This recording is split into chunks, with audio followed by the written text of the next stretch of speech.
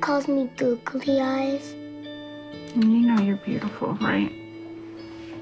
You know that? Even you are beautiful.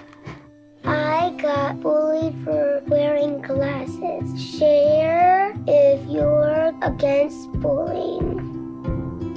We put it out there, just took off. 3 million people have shared this post.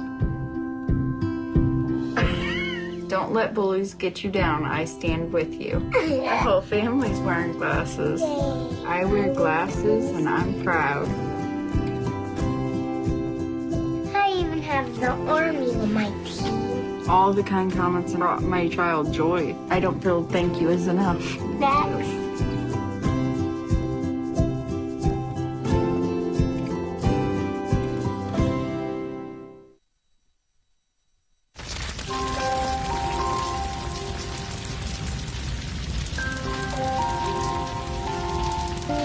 A single ember that escapes from a wildfire can travel more than a mile.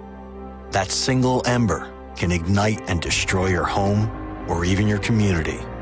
You can't control where the ember will land, only what happens when it does. Get Fire Adapted now at fireadapted.org. I wanted to find a bank with a purpose. I wanted to find a place that would take my money and not use it to cause the financial crisis, but to fix the financial crisis and to help end income inequality. The people that we employ are usually clients right off the streets. They don't have an account, but Amalgamated is willing to get that started for them. Their reputation supporting the working man, I think, speaks for itself. This is a bank that cares for their customers, and I appreciate that. We were able to access a construction loan through the bank's programs, and that loan has helped us house 28 families in the community. Amalgamated is a bank that was started for and about working people. Many of our customers have a deep commitment to advocating for social and economic justice. We share that commitment, and we're not afraid to stand up and say that we need to change some of the way that the country does business.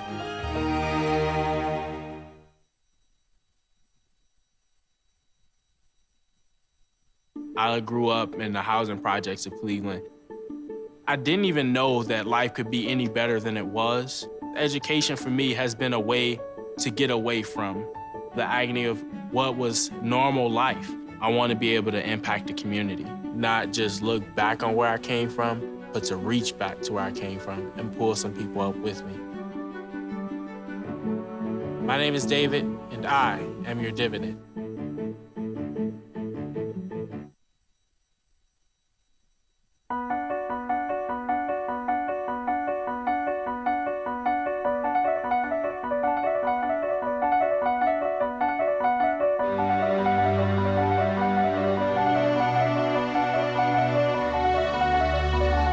The most important issue on this planet right now is to protect and conserve biodiversity in the world's oceans.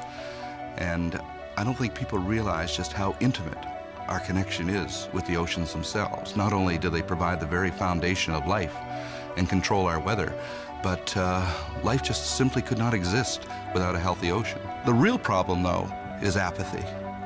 It's all out of sight, it's all out of mind, and people don't even think about it. But it doesn't matter whether you live in Peoria or on the coast. The fact is, whatever happens in the ocean affects all life forms on the planet Earth. If the oceans die, then civilization collapses. We all die. We cannot live on this planet without the oceans. This is, in fact, not the planet Earth. It's the planet ocean, but because we're a land-dwelling species, we refer to it as Earth. But it is the planet ocean, and the oceans are the heart and the foundation of all life on the planet.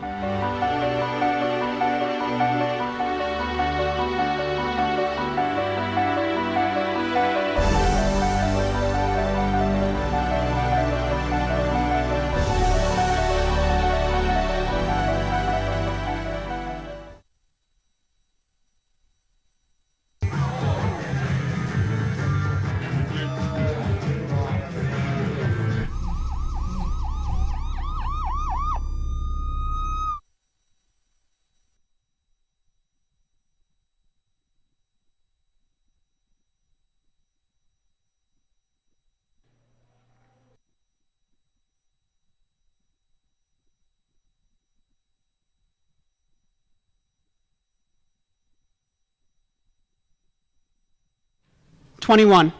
My father is run over by a car. He's passed out in the road with a blood alcohol content 4 times the legal limit. I do not cry. 4 months later, the nurses lose his pulse, and I wonder whose life flashed before his eyes. Rewinding VHS tapes, old home videos. 20. 19, I haven't brought a friend home in 4 years. 18, my mother sips the word divorce. Her mouth curls at the taste like it burns going down. 17, I start doing homework at Starbucks. I have more meaningful conversations with the barista than with my family. 16, I wait for Christmas Eve. My brother and I usually exchange gifts to one another early. This year, he and my father exchange blows. My mother doesn't go to Mass. 15, I come up with the theory that my father started drinking again because maybe he found out I'm gay. Like, if he could make everything else blurry, maybe somehow I'd look straight. 15. My mother cleans up his vomit in the middle of the night and cooks breakfast in the morning like she hasn't lost her appetite. 15. I blame myself. 15. My brother blames everyone else. 15. My mother blames the dog. 15. Super Bowl Sunday, my father bursts through the door like an avalanche, picking up speed and debris as he falls. Banisters, coffee tables, picture frames, tumbling, stumbling. I find his AA chip on the kitchen counter. 14. My father's been sober for 10, maybe 11 years. I just know we don't even think about it anymore. 13.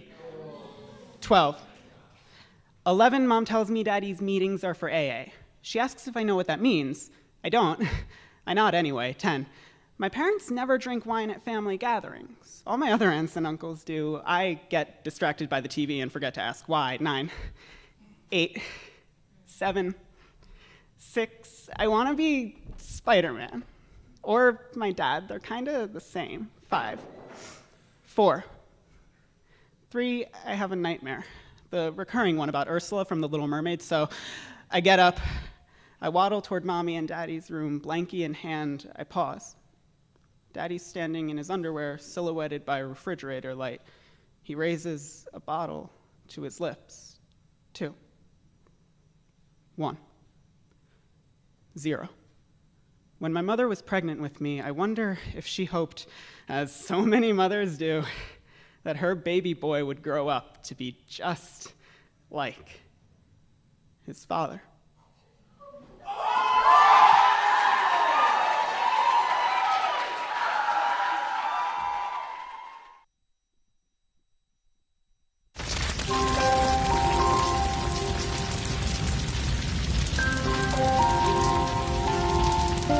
A single ember that escapes from a wildfire can travel more than a mile. That single ember can ignite and destroy your home or even your community. You can't control where the ember will land, only what happens when it does. Get Fire Adapted now at fireadapted.org. Columbine, Virginia Tech, Tucson, Aurora, Fort Hood, Oak Creek, Newtown, Newtown, Newtown. Newtown. How many more? How many more? How many more colleges? How many more classrooms? How many more movie theaters? How many more houses of faith? How many more shopping malls? How many more street corners? How many more? How many more? Enough. Enough. Enough. Enough. Demand a plan. Right now. As a mom. As a dad. As a friend. As a husband. As a wife. As an American. As an American. As an American. As a human being. For the children of Sandy Hook. Demand a plan. No more lists of names. It's not too soon. It's too late. Now is the time. Before we all know someone who loved someone on that list. No more lists.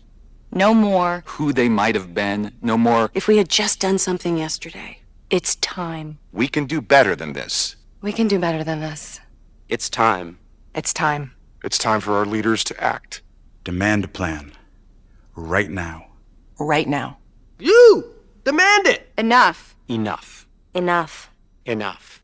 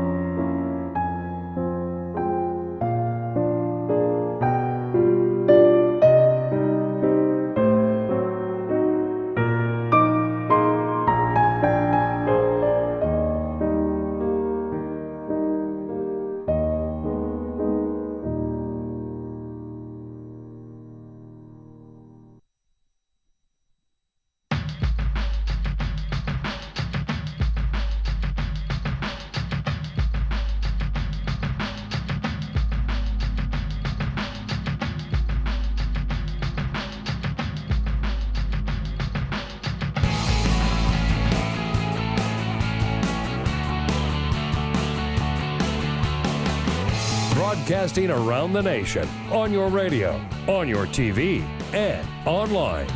This is the Bill Press Show. But in this morning for Bill Press, it's Jimmy Williams. Good morning, America. And good morning, Peter. Hey, Jimmy. How are you? I'm well, buddy. How are you? I'm alive. Thanks for coming in. It's nice to be here. Jamie, good morning. Good morning, Jimmy. And Ray's doing well. We got Monty doing the video. Ray, how are you? She's good. She gave a thumbs up. All right, life is good. This could be a fun show. It's going to be a very fun show today. We've got lots of good folks coming in. We got Nora Kelly from The Atlantic, Sarah McBride from the Center for American Progress, Jay Newton Smalls coming in, and she's the bomb. And then we got Travis and Ryan Croxton coming in. These dudes own Rappahannock Oyster Company. That has nothing to do with politics, and that's okay. Because they own Rappahannock Oyster Company. And Rappahannock Oyster Company rocks. They really, truly are one of my favorite places in all of D.C. And they have a phenomenal story. If you like conservation and sustainability and environmental issues, they got a great seafood. And seafood. And delicious, tasty seafood. And they're personable to begin with. Yeah, totally. All that matters. Yeah. Hey, you can catch us live on Free Speech TV and TawkrTV. That's TAWKR. You can also find us on DirecTV and Dish. And you can tweet us at BP Show. Also, give us a call this morning. And I'm sure that I'm in the chair. It's going to be controversial. 866-55-PRESS, 866-55-PRESS. And if you have a rotary dial, that would be 866-557-7377. But first, we have some stuff to get to.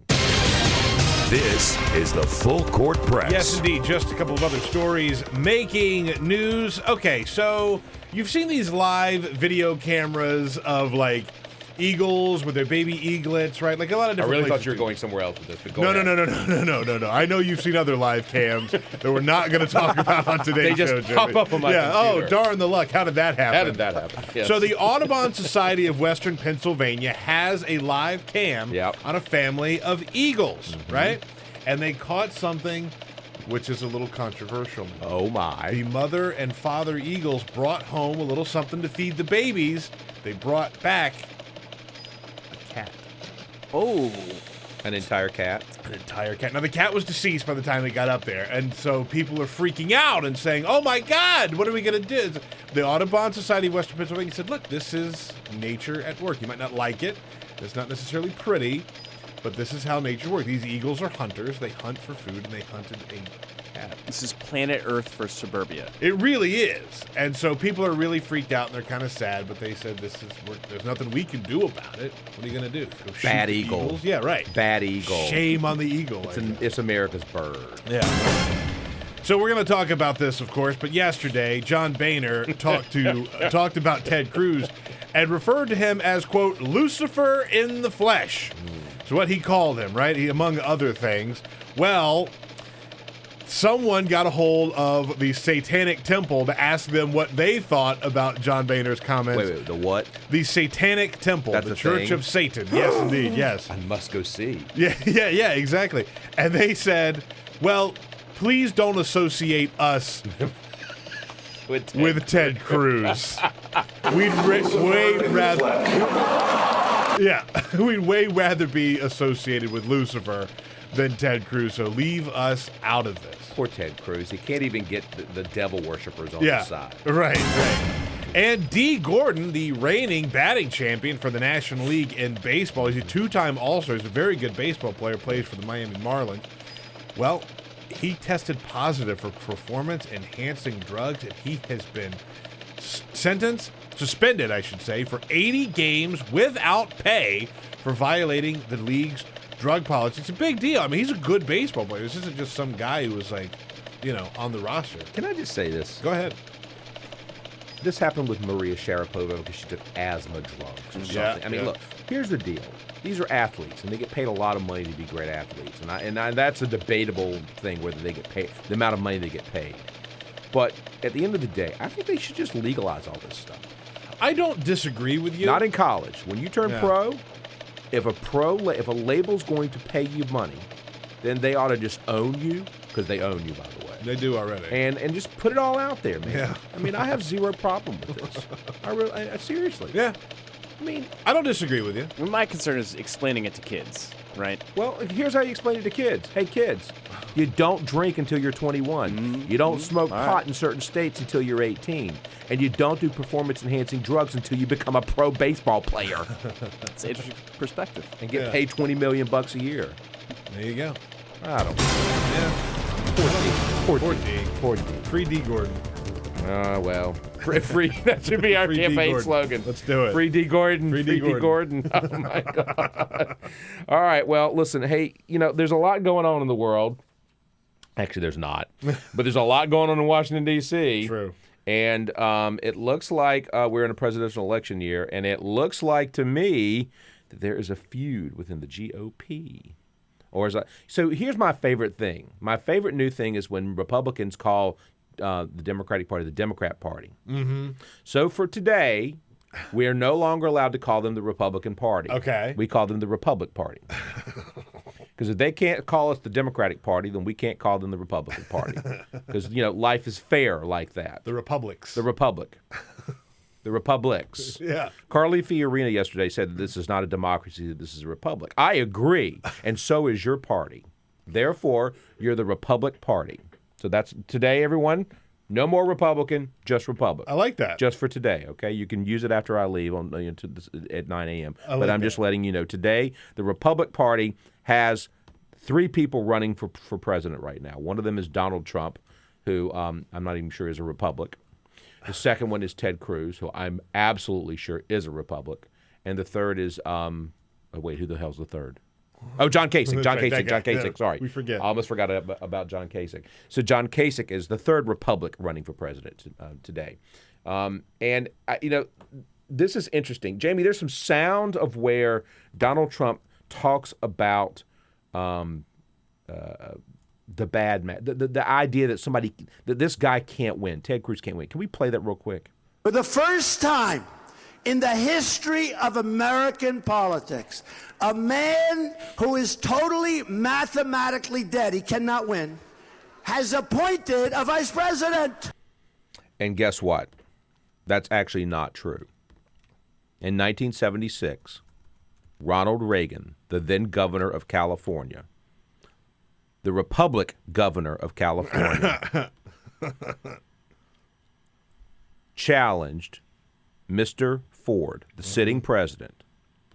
They walked into the convention, and by the way, he chose Schweiker, I think. Schweiker. Yeah, the senator from Pennsylvania, very moderate, and announced it, I think, in Mississippi or somewhere like this. Bad idea. Really bad idea. And it backfired on him. And guess what? Ford got the nomination. Yeah. And here's the deal. The deal is when you get to the Republic convention, as you get to the Democratic convention, there are these things called ballots. If you don't have the requisite number on the first ballot at either the Republic or the Democratic convention, then you go to a second ballot. So Donald Trump is wrong. Donald Trump is absolutely wrong. He's lying to the American people once again. And he's basically saying that there's no way that he's mathematically dead, that Ted Cruz is mathematically dead. That is actually untrue. Ted Cruz is mathematically alive. He's mathematically alive. Let me ask you a question. This whole vice president thing, right? It was smart. Was it smart? That's what I asked you. Do you think it was a good idea? Only for optics, because what it did was it took the narrative away from Trump. I agree with that. But I also think it was a short-term thing. The farther we get away from exactly, it's short-term. The farther we get away from it, the more it looks like a not great idea. I concur with that. Yeah, but it certainly did take. I mean, Trump had a huge night on Tuesday. Massive. He had his big foreign policy speech on Wednesday. You call that big? Well, it was big in Trump land and for the Republic. When John Bolton, the former ambassador to the UN for George W. Bush, agrees with Donald Trump on foreign policy, God help us all. You know it's actually the exact opposite. It's wrong. It's the dead wrong approach. It was there was an interesting story in Slate about why he would have picked Carly Fiorina, Ted Cruz, because she's not necessarily. I mean, it gets the attention off of Donald Trump. She's not going to help in Indiana necessarily. No. So there's California, right? California. Which is like where you could maybe stop Trump. But at the same time, people in California don't much care for Carly Fiorina which they've proven twice, right. And she doesn't really have a political network there. And the interesting thing that Slate said is the one really big thing that Ted Cruz could really use Carly Fiorina for is now that there's a woman on a ticket, Donald Trump may actually say something so egregiously sexist that could really tank him. That is a true statement. It makes sense to me. That math adds up. I mean, she already did that to him in the debates. Yeah, she did.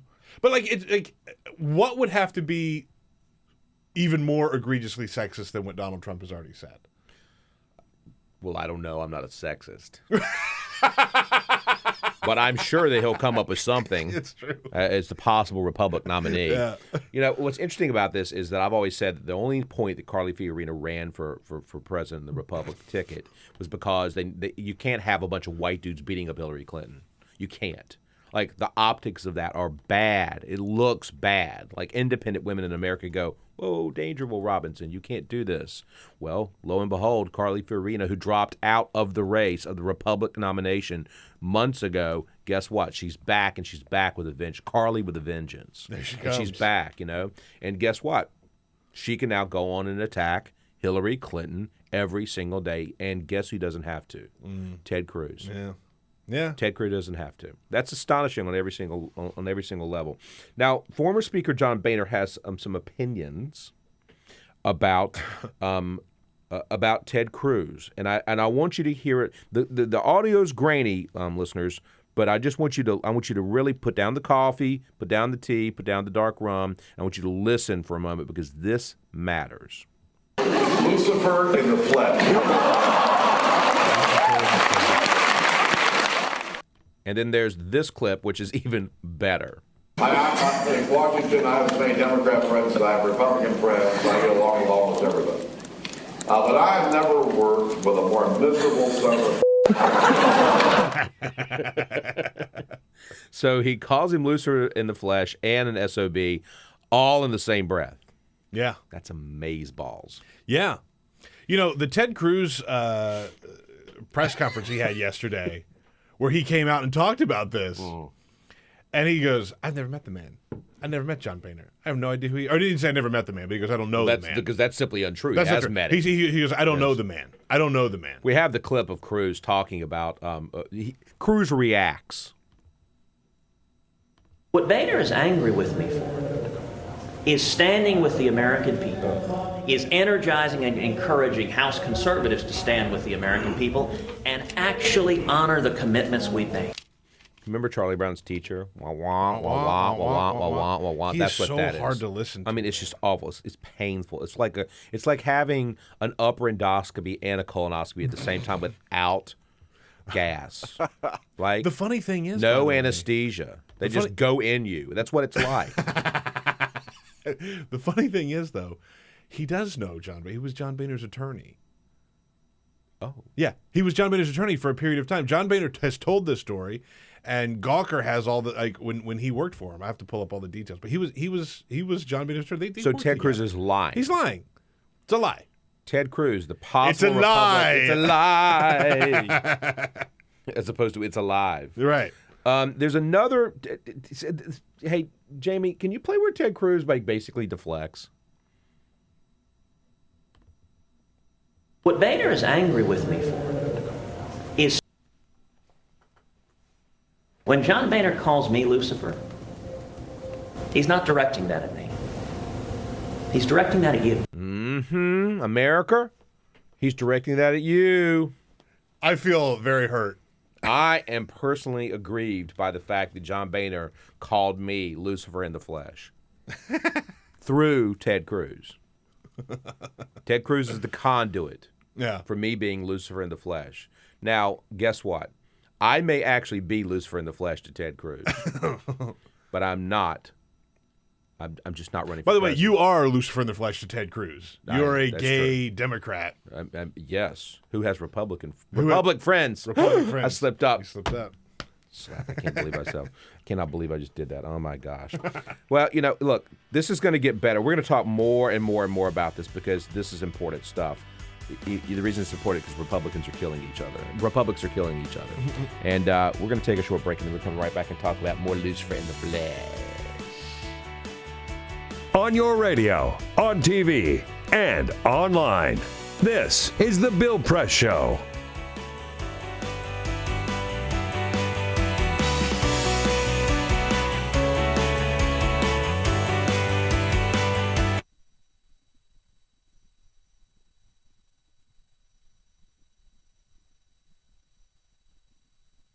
On opening body bags after Typhoon Haiyan. I can only imagine it like unearthing a scab. Zipper breaks open one by one. Mothers trying to dig through themselves an umbilical cord to lend life to a limp ghost.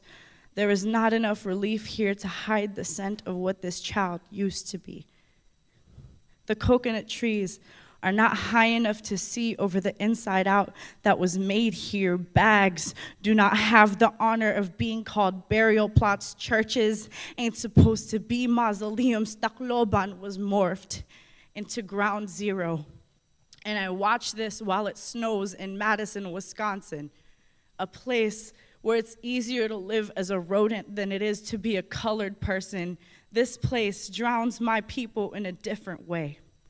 I inhabit both places like Jigsaw corpse trying to find itself whole. These brown boys in Tacloban aren't my cousins, but I want to carry them to safety. These brown girls in Tacloban aren't my daughters, but I want to tell them they're still growing after this choking, but I'm still an ocean away, a language farther from root. A skin tone lighter than the sand, born there, raised here, home nowhere. To watch this storm is a sorry excuse for mourning. It is to need the sun desperately. It is to realize that your body is in one country while your grief is in another. To look at your house, walk to a river, and come back to no house is to be Filipino. To look at your motherland hurting from a TV screen is to be Filipino-American. To watch my islands through the blue eyes of Anderson Cooper is the most American I have ever felt, but I still cry for them. And I still pray for them because God tried to make them Atlantis before they were ready to be a myth just yet, because rebuilding is the Filipinos' most intrinsic muscle memory, but most painful trauma, because relief is just a word whose Tagalog translation I don't even know, because this poem is all I can give for my country, bleeding in salt water. Hail Mary, full of grace, the Lord keeps trying to drown us. Hallowed be thy bodies. Thy kingdom come down in waves and winds on earth as it is destroyed. Take us this day our daily rations, and forgive those who have tried to kill us as we forgive those who have tried to kill us. Holy Mary, Mother of God, pray for us whose skin has always meant sin now and at the hour of our death. Amen.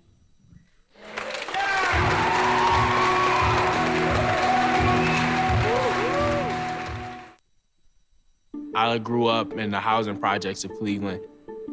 I didn't even know that life could be any better than it was. Education for me has been a way to get away from the agony of what was normal life. I want to be able to impact the community, not just look back on where I came from, but to reach back to where I came from and pull some people up with me. My name is David, and I am your dividend.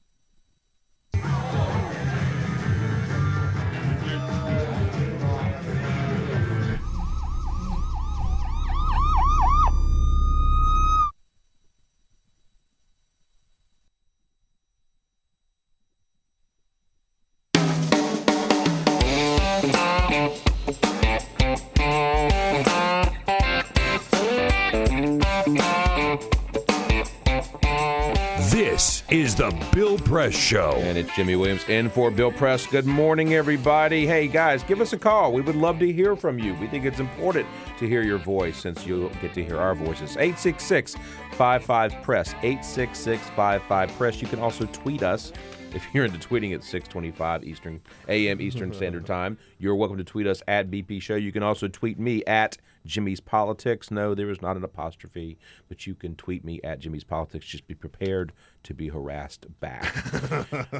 Because here's the thing, I do not suffer trolls, and even if you have a picture, I still think you're a troll. This whole internecine fighting in the Republican Party is good. It's needed to happen for a very long time, and it's needed to be out in the public for a very, very long time. And by the way, we on the Democratic side, we're fighting too. Yeah, we're fighting for progressivism and for liberalism and by the way, for common senseism. Yeah, equality is not equality is a commonsensical thing on the Democratic side. It is not on the Republican side, clearly. Because nobody on the Republican side believes that the LGBT community should have equality. No, and by the way, they keep talking about it. All of us have these God-given right to be treated fairly and equally, unless you're gay, unless you're a chick who's pregnant, unless you're a member of a union, the thing, or unless you're black and you want to vote. That's right. The thing that I found so kind of striking about this election is. There's been fighting on both sides, right? Mm-hmm. And that's healthy. And I think fighting is healthy. I don't necessarily agree with the people who think that Bernie and his campaign has done like irreparable harm to the Hillary Clinton brand, right? No, they haven't done irreparable harm, but it's nasty, and it needs to stop being nasty. Yeah, I think it needs to stop being nasty. Yes. I think we're officially at that point. But I think a good fight is politics, right? I've never had a fight with my brother. You've had a discussion, right? Like the time that he threw like a duck head bookend at me. It was solid brass. I'm like, whoa, whoa, whoa. And then I went to my father and cried about it, and he was like, stop rat-thinking on your brother. That's right. I'm like, snitches get stitches. Hold on a minute. What's wrong with this picture? But the thing that I find striking is when you look at the Democrats and how they're fighting, right? It's a demonstration of how wide the Democratic Party and how welcoming the Democratic Party is from one side to the other side, right? And that's the fight. Is do we want to be more like this version of democracy, or do we want to be like this version of democracy? That's right. And that's the fight.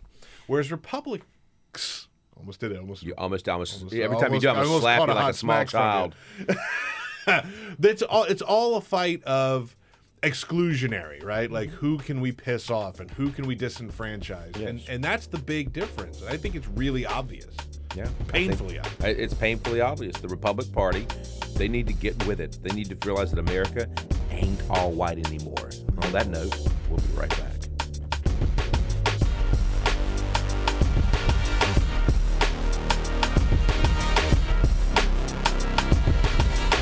This is the Bill Press Show.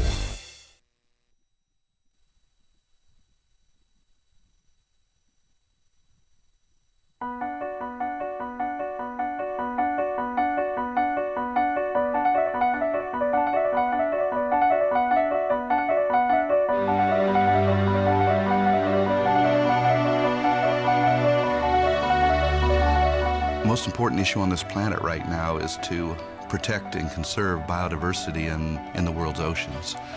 And I don't think people realize just how intimate our connection is with the oceans themselves. Not only do they provide the very foundation of life and control our weather, but life just simply could not exist without a healthy ocean. The real problem, though, is apathy. It's all out of sight, it's all out of mind, and people don't even think about it. But it doesn't matter whether you live in Peoria or on the coast. The fact is, whatever happens in the ocean affects all life forms on the planet Earth. If the oceans die, then civilization collapses. We all die. We cannot live on this planet without the oceans. This is, in fact, not the planet Earth. It's the planet ocean, but because we're a land-dwelling species, we refer to it as Earth. But it is the planet ocean, and the oceans are the heart and the foundation of all life on the planet.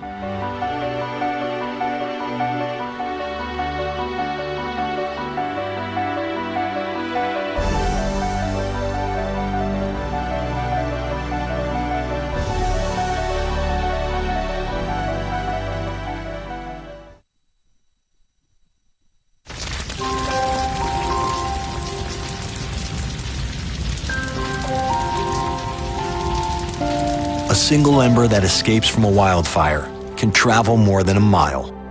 That single ember can ignite and destroy your home or even your community. You can't control where the ember will land, only what happens when it does. Get Fire Adapted now at fireadapted.org. Columbine. Virginia Tech. Tucson, Aurora. Fort Hood, Oak Creek, Newtown. Newtown. Newtown. Newtown.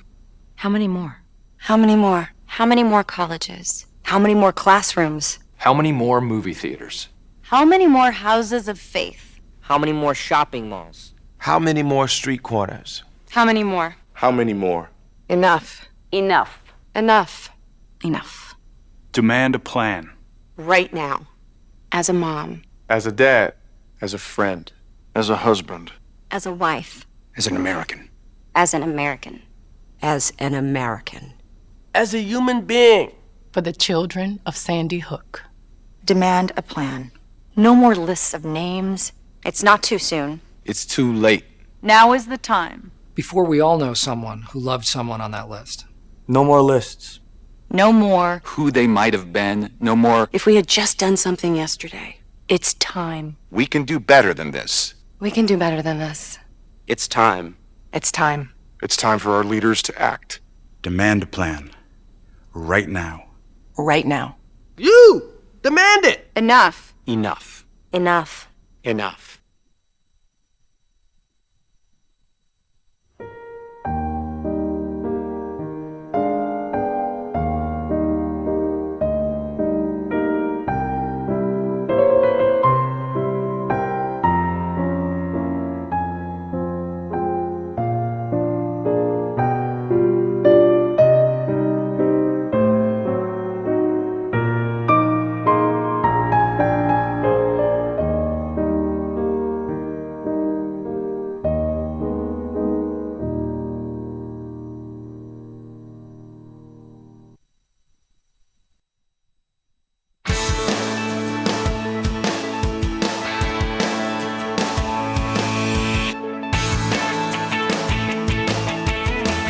Seen on Free Speech TV and online on TawkrTV. This is the Bill Press Show.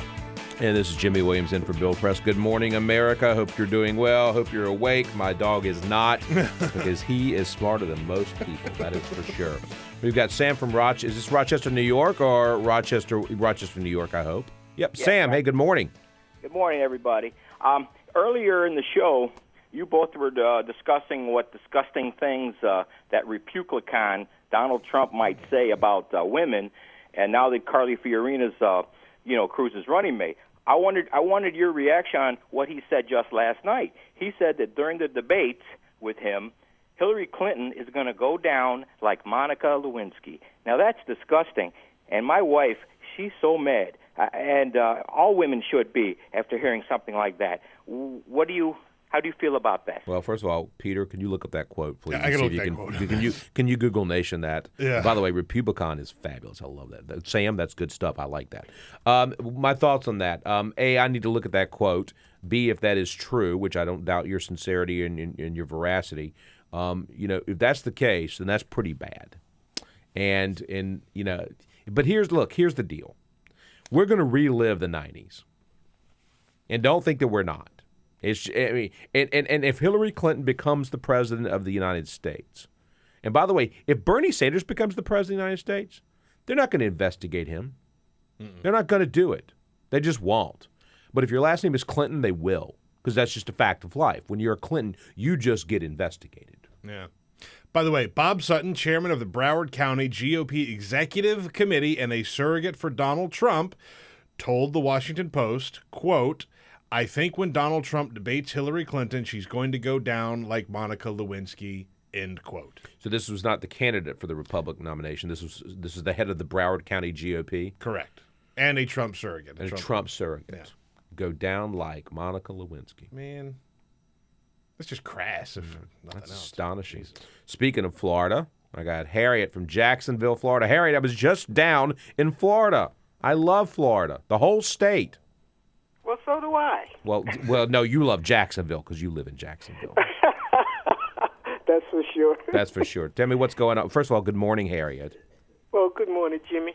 I do have a dispute with you. Oh, get on it. Here we go. I'm here. Okay, the name Republic for that right-wing mess over there, it's just too benign and too nice a name for them. They're the Repugnant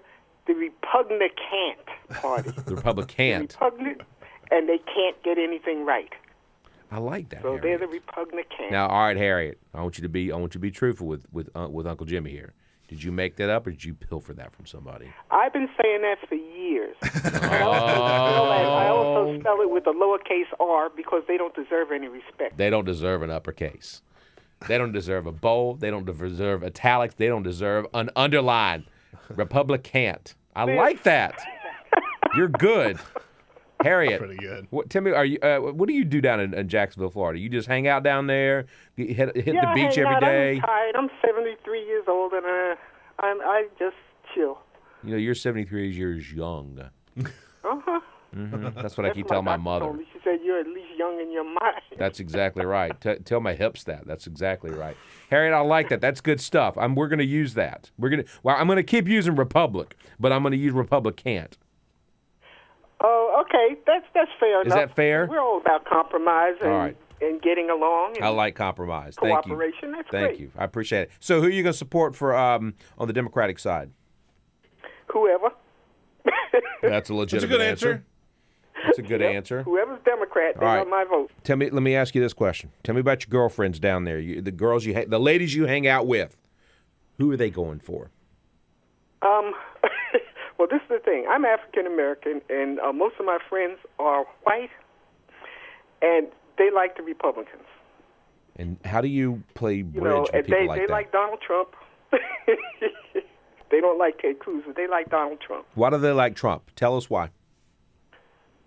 Because he wants to build a wall. So this thing about the wall is big. I mean, this. They don't like Muslims, and that's the way they are. So they don't like Muslims. Yeah, they don't like Muslims. They don't like Mexicans, and Mm-hmm. Do they know any Muslims?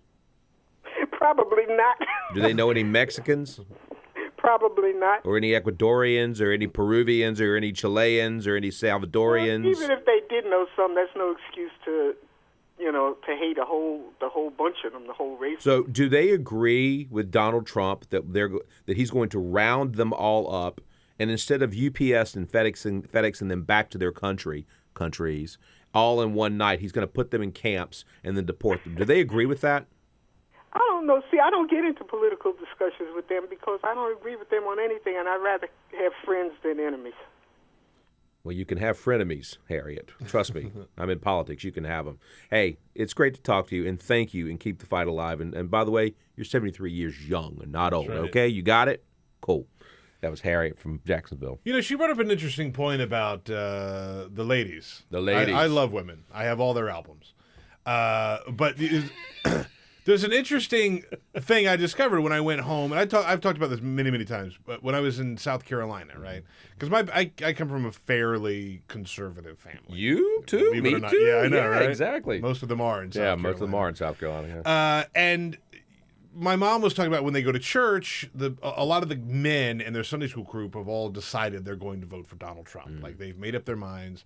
They're voting for Donald Trump. This is their candidate. But all the wives have all said, there's absolutely no way we could vote for Donald Trump. And these are people who would be an automatic Republican vote. So Republic vote. Republic. Yes. Republic vote. Even if he is the nominee, they just can't bring themselves to vote for him because he's just so bad against women. I'm telling you, this is happening all over the country. Yeah. Women are, his favorable, unfavorable women is like 17%, 70%. Yeah. It's ridiculous. It's crazy. Like, women hate him. Yeah. Women do vote. Women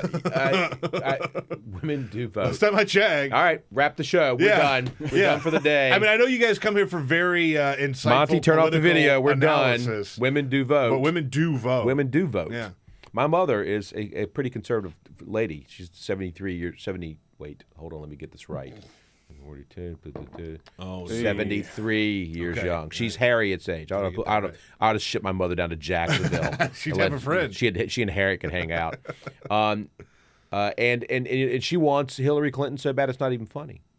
And my mother's conservative. That's funny. She wants a woman in the White House. And she doesn't care. She just wants a woman in the White House. That's cool. And my mother is not a one-off. Right. She's just not. Women want women in the White House. Black Americans, African Americans wanted a black person in the White House. Yeah. Although, as I explained to my mother, Barack Obama is half white. And she's like, no. I'm like, no, he is half white, Mom. And she's like, well, how's that possible? I'm like, have you ever seen a picture of his mother? How is that possible? Like, she's like lily white, like flower white. She is so white. It's not even funny. And she's like, oh, well, I never knew that. I'm like, yeah, that's right, Mom. Yeah. So anyway, you can only do so much with so many people. But I think there is this thing about women not liking Donald Trump. And, here's the deal. You cannot win an election without women. You can't. If they don't show up to vote for you, you lose. What's going to be the bigger story this summer, though? Women or minorities? Read Hispanics. Well, I think the answer is both. I think you have to get both. I think you have to. I mean, look, Donald Trump is sitting there with, like 10% approval with Hispanics. 10%. That means 90% hate. Yeah, I mean, Donald Trump has thrown such a flurry of hateful statements in our general direction that we can't forget all of the deportation rhetoric he came to prominence on, right? Well, Hillary Clinton put out two video ads yesterday, both saying, "Remember what Donald Trump said?" Right. That's a smart thing to do because she should do it now.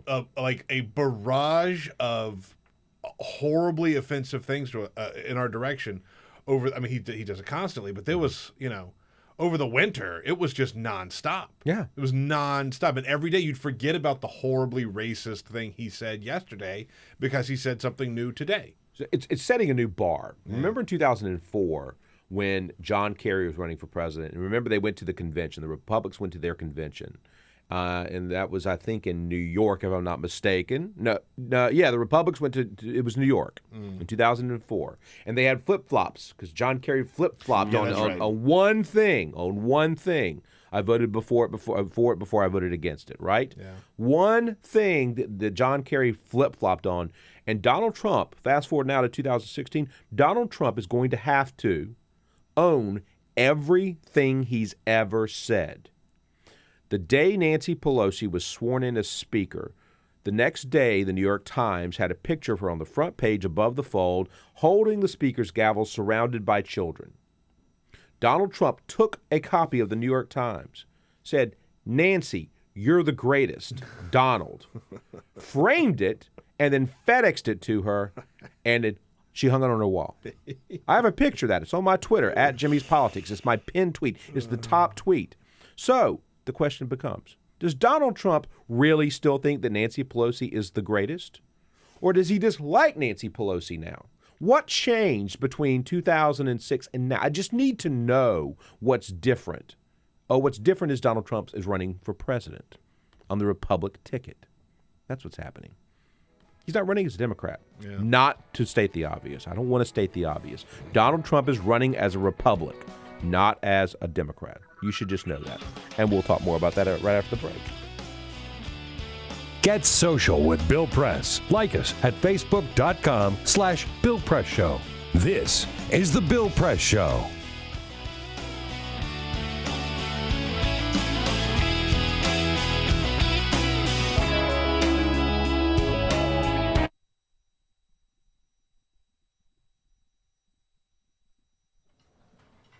For my 6th birthday, my grandpa gave me a Rubik's Cube.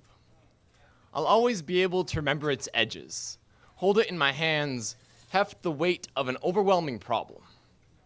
I remember him telling me about it. How Rubik's Cube has 43 quintillion, 252 quadrillion, 3 trillion, 274 billion, 489 million, 856,000 possibilities. He told me it can be really confusing sometimes.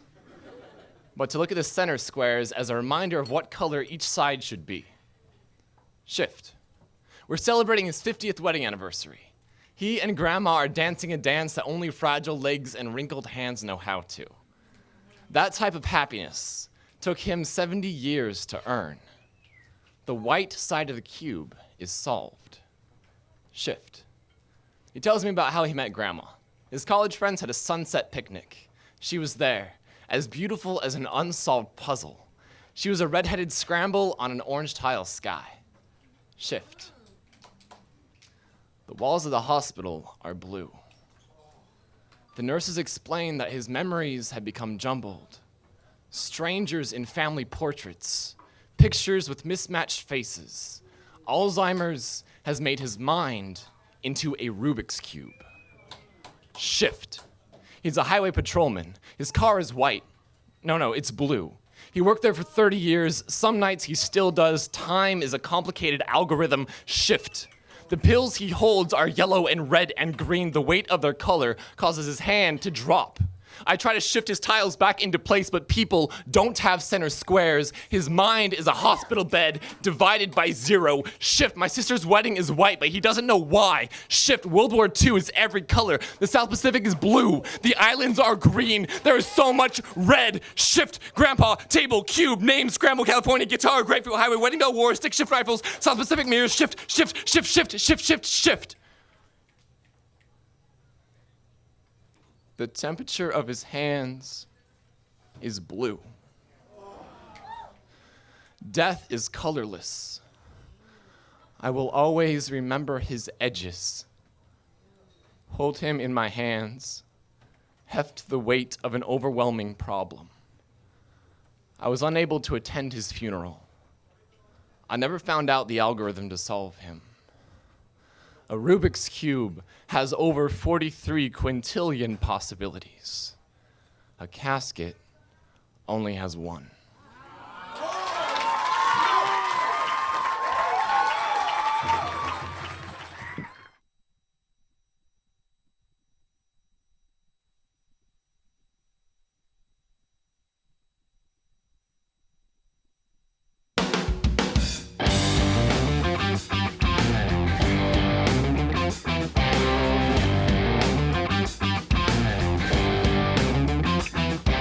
Streaming live video right now at youtube.com/TawkrTV. That's TAWKR-TV. This is The Bill Press Show. And it's Jimmy Williams in for Bill Press. So we don't really have breaking news here, but we have some interesting news, which is there's a dispute between the former Speaker of the House, John Boehner, and one of the people running for the Republican nomination, Ted Cruz. Ted Cruz says he doesn't know John Boehner. Let me quote, "I've never worked with John Boehner. Truth of the matter is, I don't know the man. I've met John Boehner 2 or 3 times in my life. If I have said 50 words in my life to John Boehner, I'd be surprised. And every one of them have consisted of pleasantries." End quote.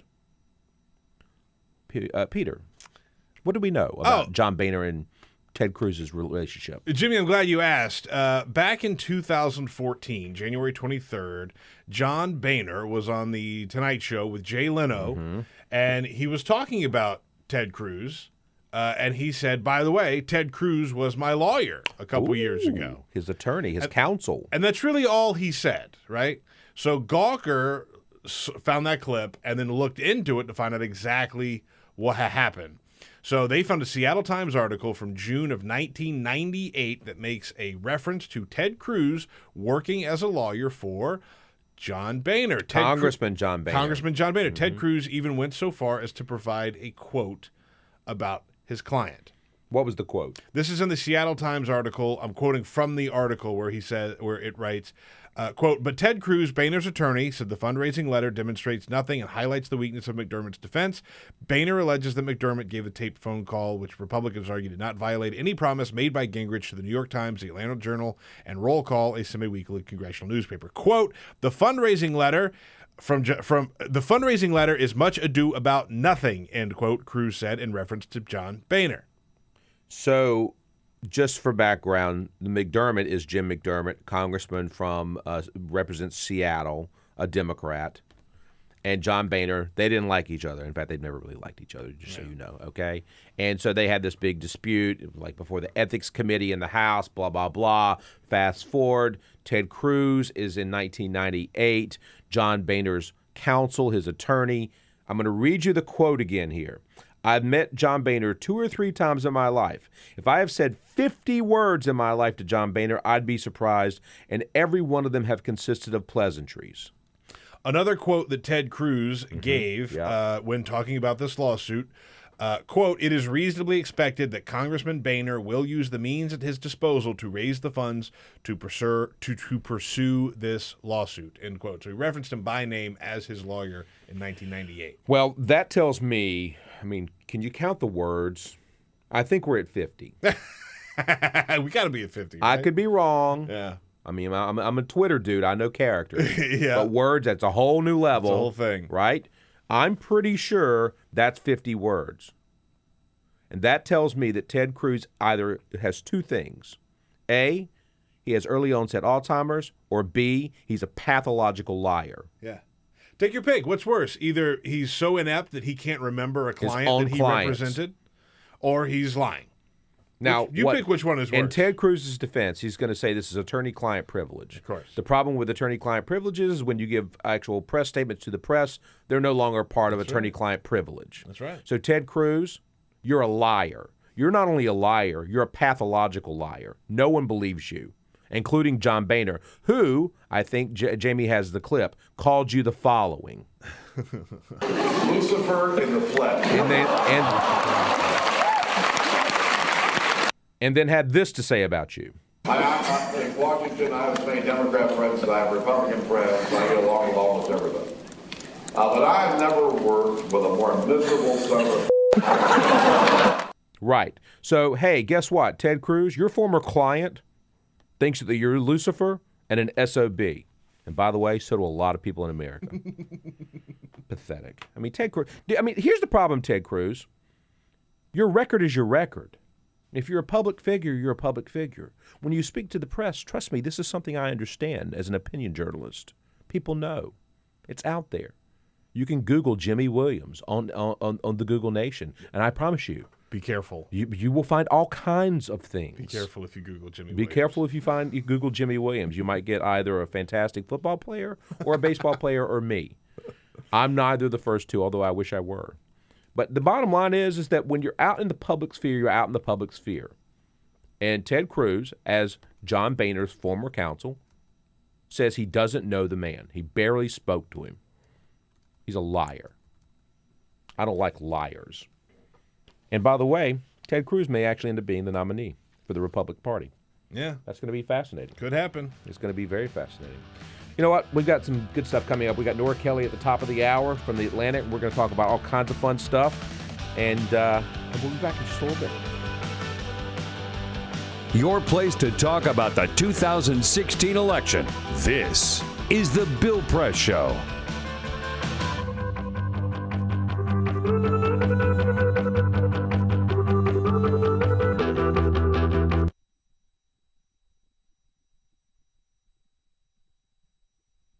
I have never felt so at ease as the day you called me precocious. I have never feared big words, only those that refuse to use them, and the syllables rolled off your tongue like honey. I was hooked. Language became our vein of communication, and I know that everybody uses language to communicate, but ours was different. As if in between the letters and the syllables there was a secret message only we could decipher. My days were filled with the sound of your voice, and your nights were littered with the loops of my handwriting. We exchanged our favorite words, mine being illuminated and yours being cattywampus. And our least favorites, mine moist and yours almost. And when I asked you why, you said it was because almost held failed potential, that it represented our ability to be just not good enough, that we had come to the brink of something beautiful but fell short so many times we crafted a word for it. But even we, with our supposed mastery of the English language, were not immune to the shortcomings of our vocabularies. Words can only help you if you speak them. I never told you that I loved you. You never told me that you were dying. 5 easy words that would have shattered our worlds. I love you, I think. I have a brain tumor. You know, still to this day, I don't know all the details because medical jargon has never fit right in my mouth. And even now, 5 years later, it feels like an invasion of your privacy. But I do know I have pored over our conversation, searching for the secret message you certainly tried to send me, and I am sorry. But I only almost found it. Salt water is not good for paper, and my tears warped your words. After some serious consideration, I've decided to change my least favorite word, because while moist is gross, malignant is malicious. Malignant is uncontrollable, means a phone call and the phrase, he didn't wake up.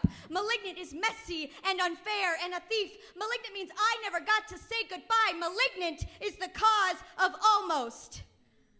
Because you were on the brink of something beautiful, but you couldn't quite reach it, and you fell too far. I am so sorry I wasn't there to catch you. I hope your heaven is a library, and I hope it is void of almosts. Te amo, Daniel.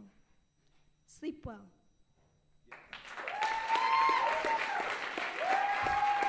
Y'all like that poem? Say hell yeah.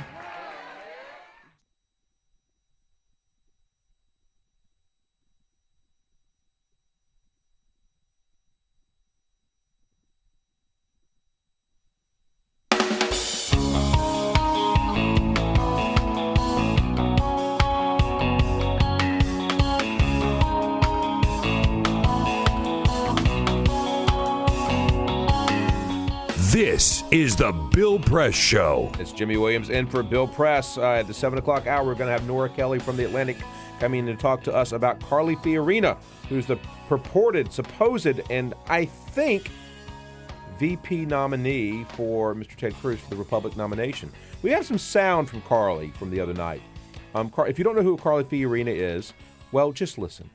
I am prepared to stand by his side and give this everything I have to restore the soul of our party, to defeat Donald Trump, to defeat Hillary Clinton, and to take our country back.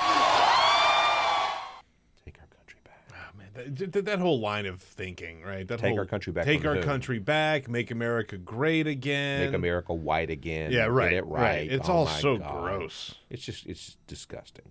But she's Carly Fiorina, and guess what? She's a player, and she's back. She dropped out of the presidential a few months ago, but here she is. She's the phoenix. She rises from the ashes. I know two girls that I just adore. I'm so happy I can see them more. 'Cause we travel on the bus all day. We get to play. We get to play. I won't bore you with any more of the song. But they have 4 verses, Caroline and Catherine. Love you, girls. By the way, the tune that she's singing there is sung to the tune of I Hear Singing and There's No One There by Donald O'Connor and Ethel Merman, which is a song about a man who is completely and totally delusional. Ted Cruz, and we'll be back at 7. This is the Bill Press Show.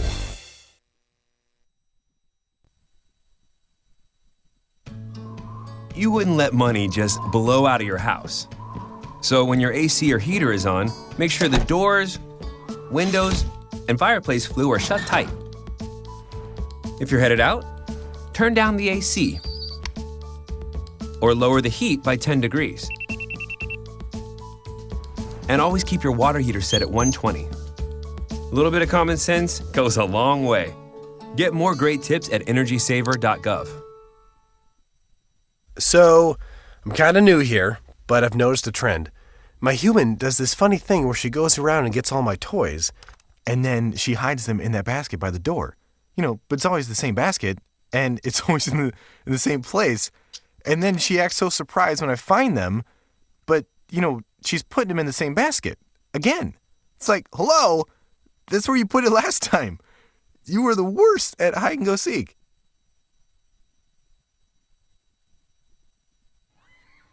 All right, guys, I want to take the last part of the day to change our focus and talk a little bit about water.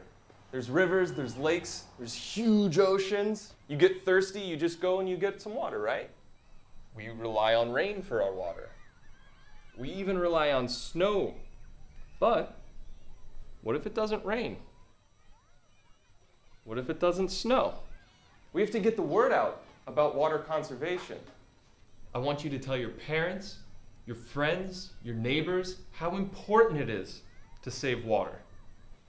It's up to you guys to save the planet. All right?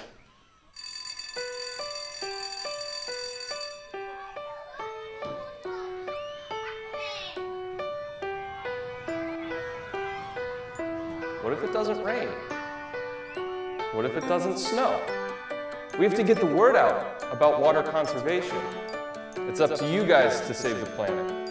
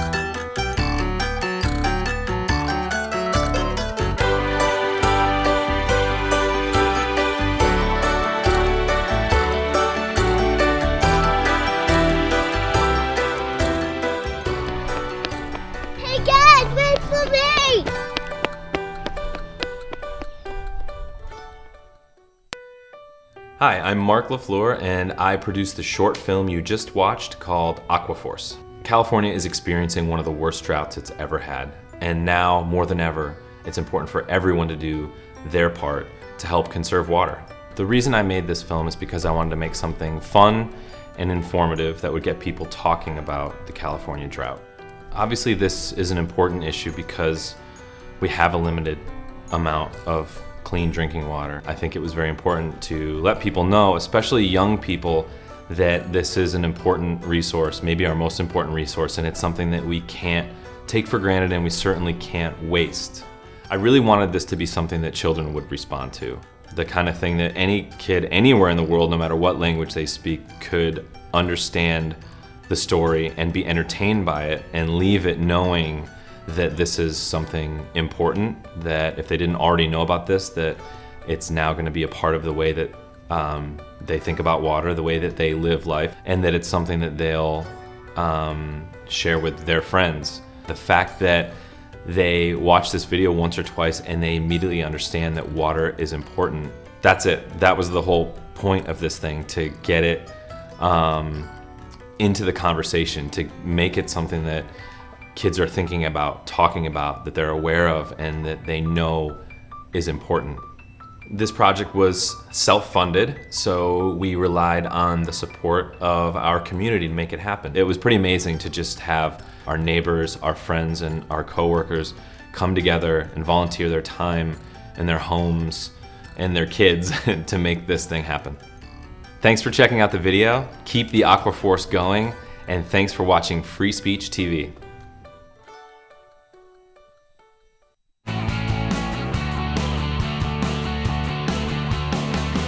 Broadcasting around the nation, on your radio, on your TV, and online.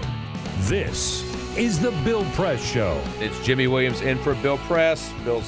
He slept in this morning. Slacker. All right, so for the show this morning, you need to know a couple of things. A, we are now calling the Republican Party the Republic Party. Boom.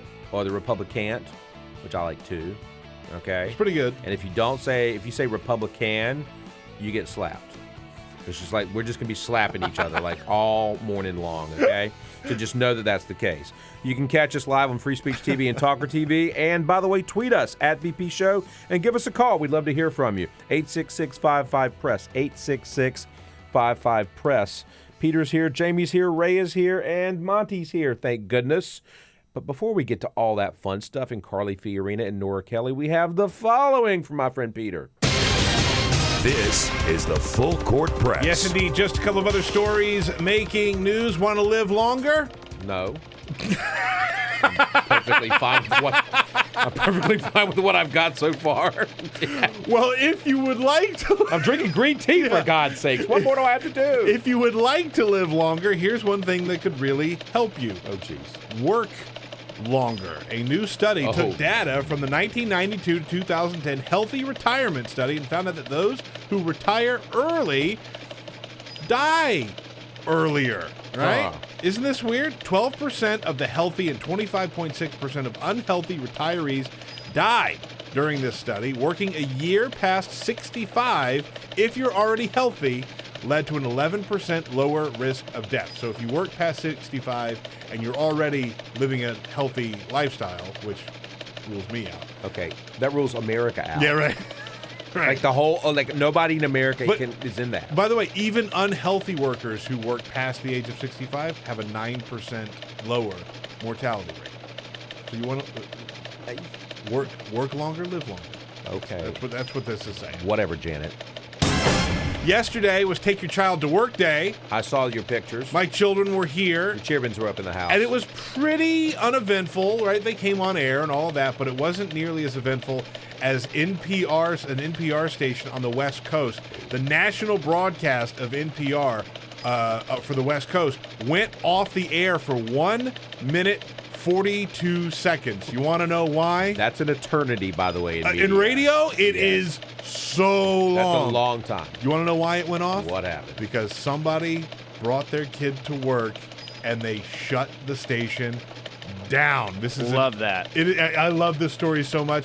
This email went out to all of the employees of NPR Radio from the person whose child made this happen. Quote, "This error was caused by the head of the engineering department as part of Take Our Daughters to Work Day Studio 42 demonstration.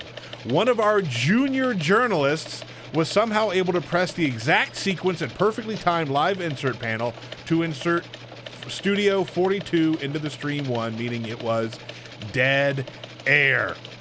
Dead air. Junior journalist? Junior journalist, they call him. Which means somebody's kid started whacking the buttons on the control panel.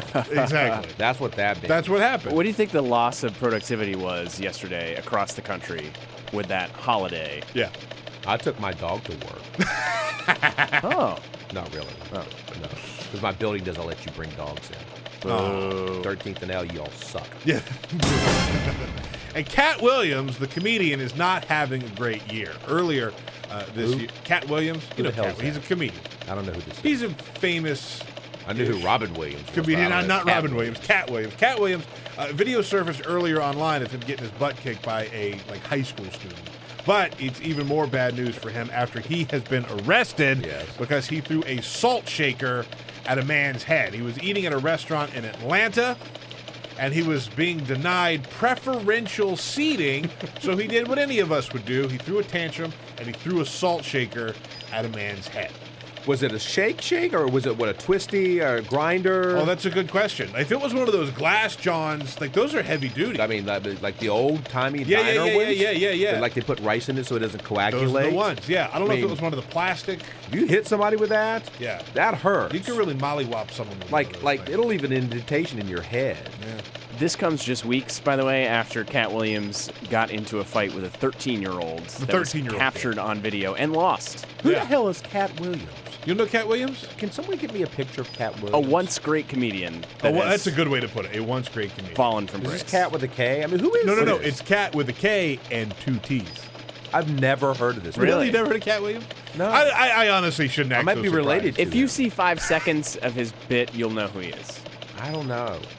I mean, listen, this is the dude that grew up on like Eddie Murphy in a red leather jacket. Yeah. Gilda Radner is my favorite comedian. By the way, can I ask this question? Go ahead. Why does God take people like Gilda Radner from us but leave us Rick Santorum? That's terrible. Not terrible. I mean, seriously. God's not going to talk about it. Well, you know, there are things you can change and there are things you can't, like living longer. So we've got Nora Kelly from The Atlantic on the phone with us. Good morning, Nora.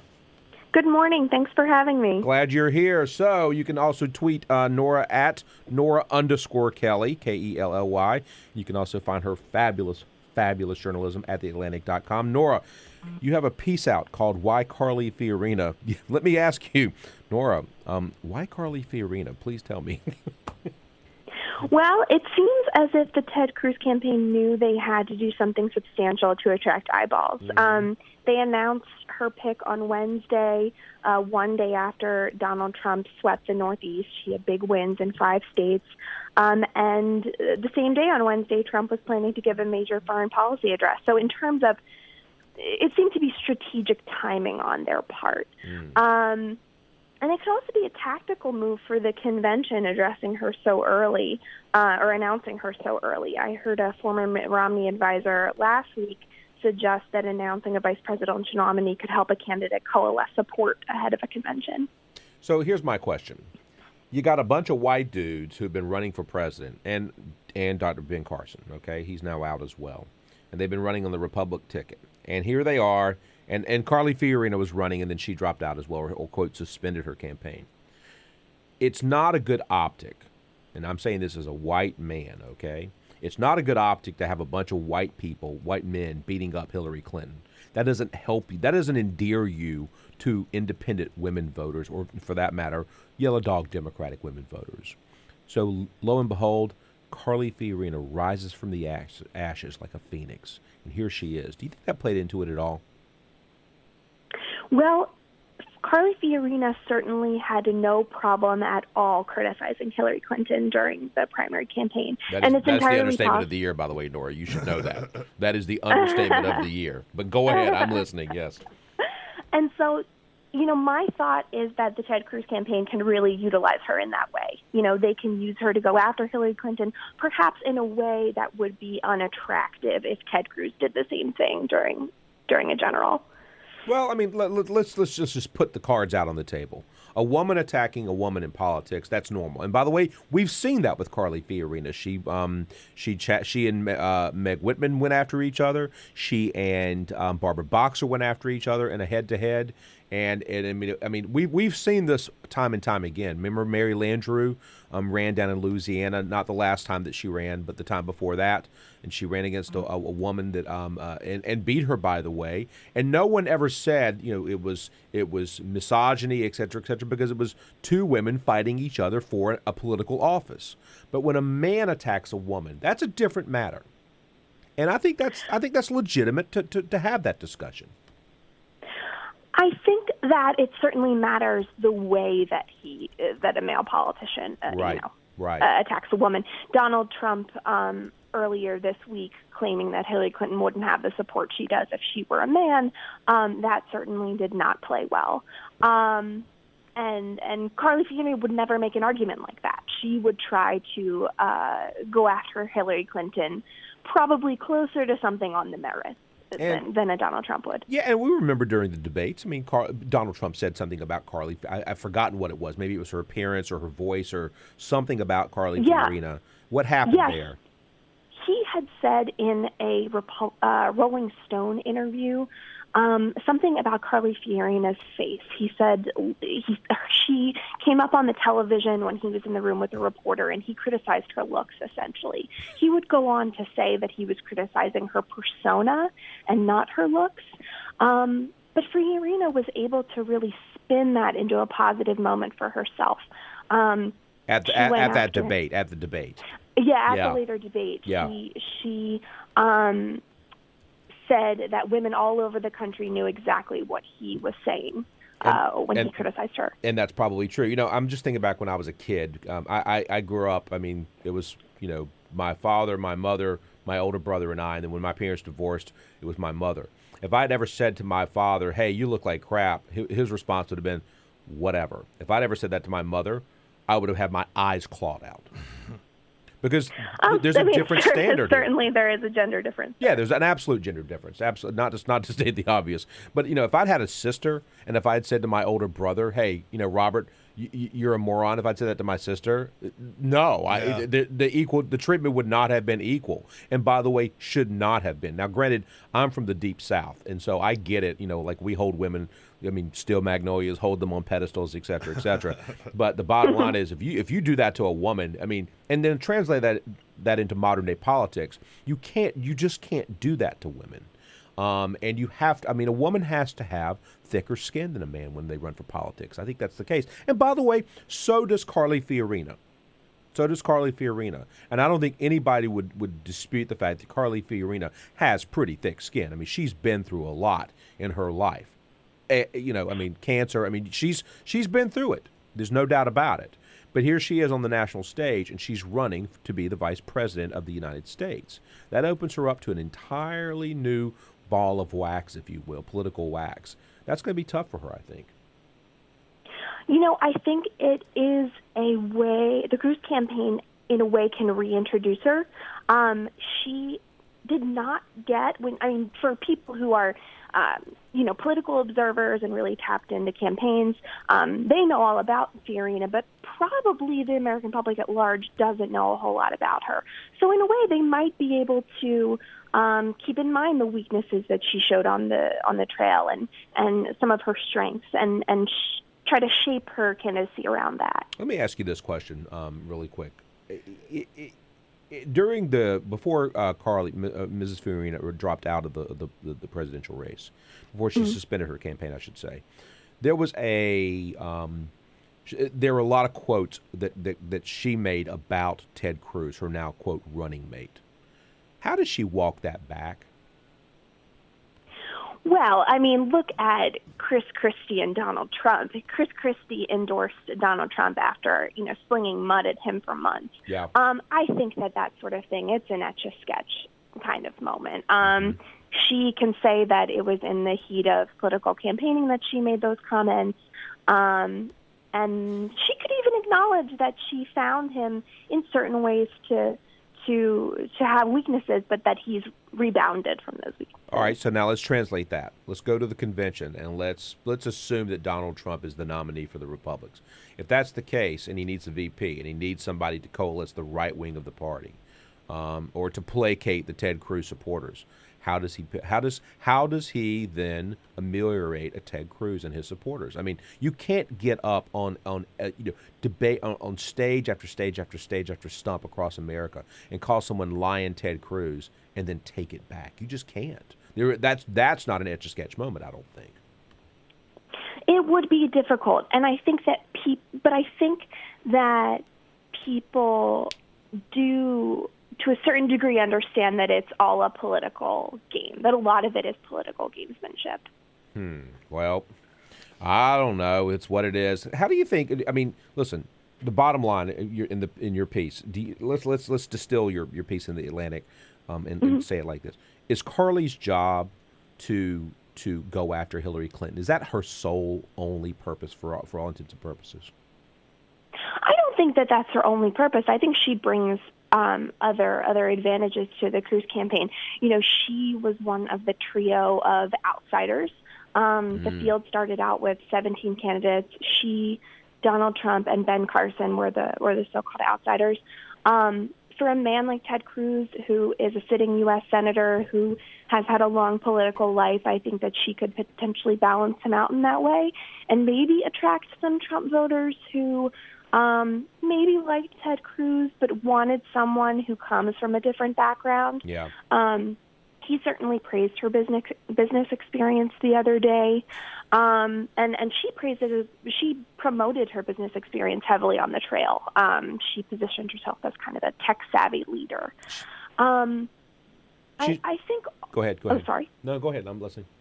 I think the other thing is, and this has kind of come up in our conversation so far, is that she wasn't as damaged by the long campaign as other candidates. Yeah, I agree. I think so you're she right. can kind of be looked at with fresh eyes. And as we said with that Rolling Stone interview, she didn't get down in the mud with Trump. She tried to take him from a higher ground level, and I think she could potentially do that again. She's California. She lives in Virginia, but she's California. She's running California.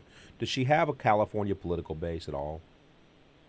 Well, part of the problem is that Carly Fiorina doesn't have a natural political base. She doesn't have a natural constituency. That's what we sort of saw over the course of the primary. The other thing I will mention is that I think the idea of a vice president carrying their home state is probably overblown. So I don't necessarily think that she could really help Ted Cruz with California. She can't help him in the general, but she can help him possibly in the primary. I mean, that's a delegate-rich state, right? It is certainly a delegate-rich state, but and to tell you the truth, I'm gleaning this from a bunch of longtime campaign operatives that I saw speak on a panel last week. They were suggesting that the idea that a VP candidate can really help is tricky. Yeah, I don't disagree with that. Atlantic's Nora Kelly, thank you so much for coming on and being up at this hour. I am most appreciative. You can tweet her at Nora_Kelly. Nora, thank you so much. Thanks for having me. Absolutely. And we will be right back after this short break. Connect with The Bill Press Show on Twitter. Follow us at BP Show and tweet using the hashtag WatchingBP. This is The Bill Press Show.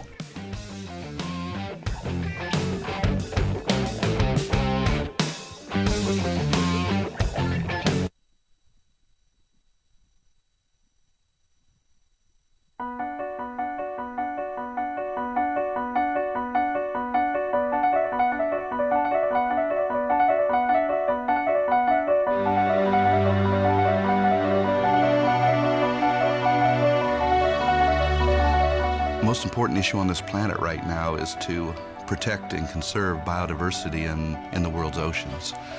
And I don't think people realize just how intimate our connection is with the oceans themselves. Not only do they provide the very foundation of life and control our weather, but life just simply could not exist without a healthy ocean. The real problem, though, is apathy. It's all out of sight. It's all out of mind, and people don't even think about it. But it doesn't matter whether you live in Peoria or on the coast. The fact is, whatever happens in the ocean affects all life forms on the planet Earth. If the oceans die, then civilization collapses. We all die. We cannot live on this planet without the oceans. This is, in fact, not the planet Earth. It's the planet ocean, but because we're a land-dwelling species, we refer to it as Earth. But it is the planet ocean, and the oceans are the heart and the foundation of all life on the planet.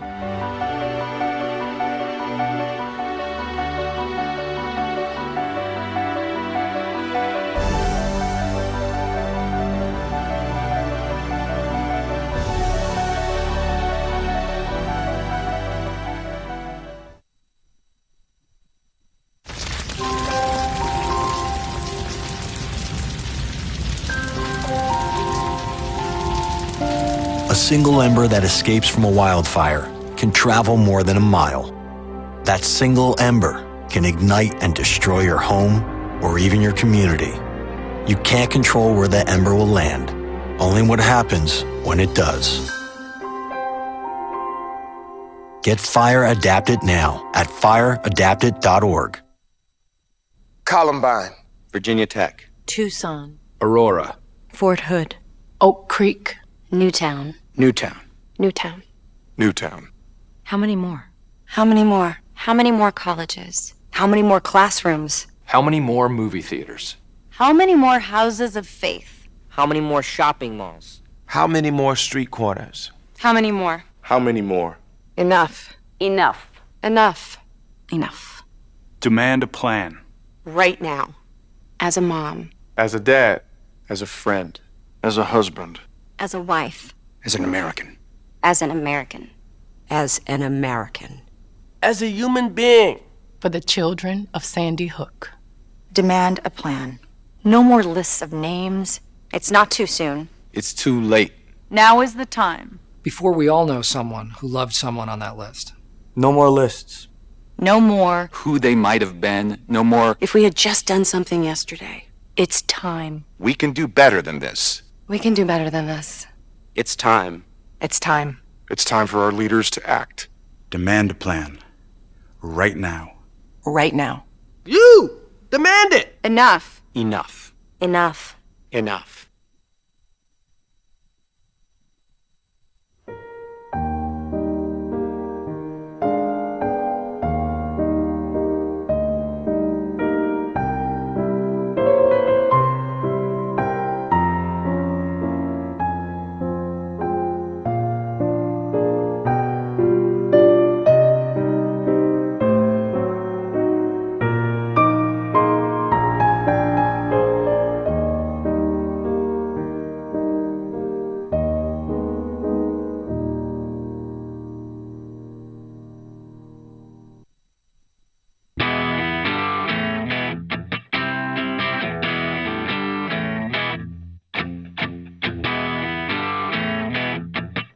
This is the Bill Press Show. It's Jimmy Williams in for Bill Press. Good morning, America. So, we just had Nora Kelly from The Atlantic on talking about her new piece on why Carly Fiorina.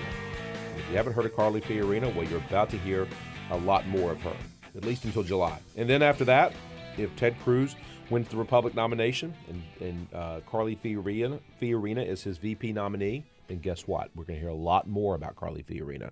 But here's the thing you need to know about Carly Fiorina.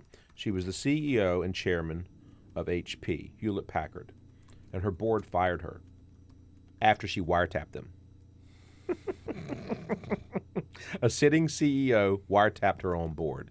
Now, I don't know what's more strange, or stranger, more strange, stranger, whichever. That you get fired by your board for wiretapping or wiretapping your board. That would be your board of directors, not your sound board or your surf board. I mean, this is just strange. Carly Fiorina. She's just an odd character. I think she's a very odd character. And I don't think that she's capable of winning an election for Ted Cruz. She can't help him with California in the general. I don't think so. They need her, and they need a woman to beat up another woman, Hillary Clinton. That's the only reason she's on there. That's the only reason. And we'll be back in just a minute with Sarah McBride from the Center for American Progress. This is the Bill Press Show.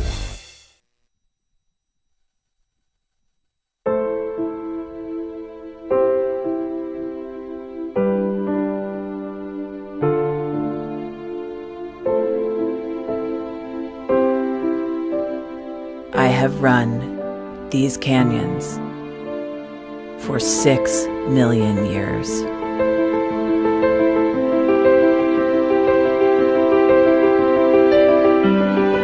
I have traveled from the Rocky Mountains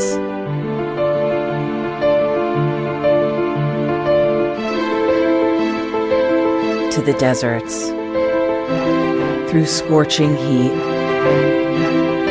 and freezing cold, from the land of the dinosaurs to fields of food.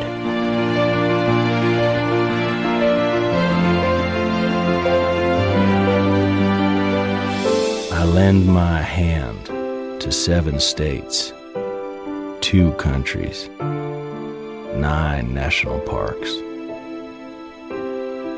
and 36 million people across an arid West.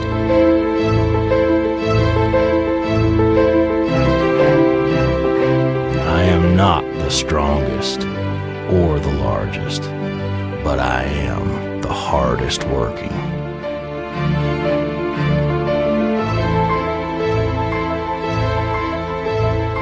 People love me my playfulness, my beauty, my power.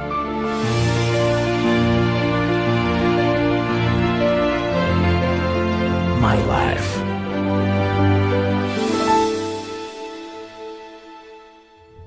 But I don't think I can offer any more. I am tired. I am tired, tapped, and tied.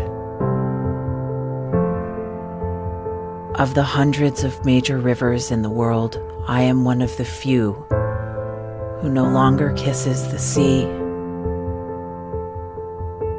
Battles to harness my soul have been won and lost. Use me wisely, and I will sustain you. Use me like you have, and I will break. My name is Red. The Grand River Red. The American Nile. The Canyon Maker. I am the Colorado River.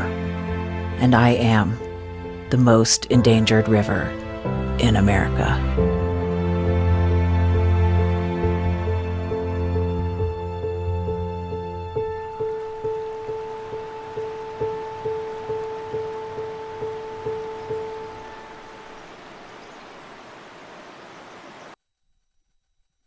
So, I'm kind of new here, but I've noticed a trend.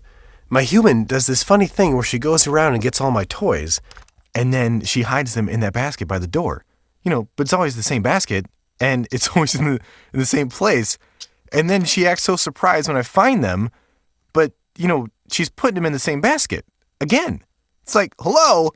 That's where you put it last time. You were the worst at hide and go seek.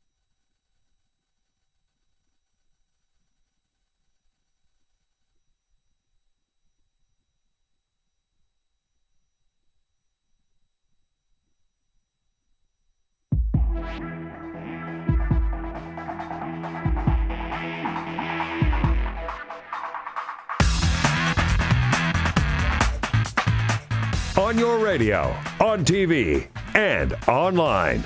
This is The Bill Press Show. And it's Jimmy Williams in for Bill Press. Good morning. And we have with us, at The Bill Press Show, Sarah McBride. She is a campaigns and communications manager for LGBT Progress at the Center for American Progress, a fabulous, fabulous group. You can find her on Twitter at Sarah with an H, E. McBride.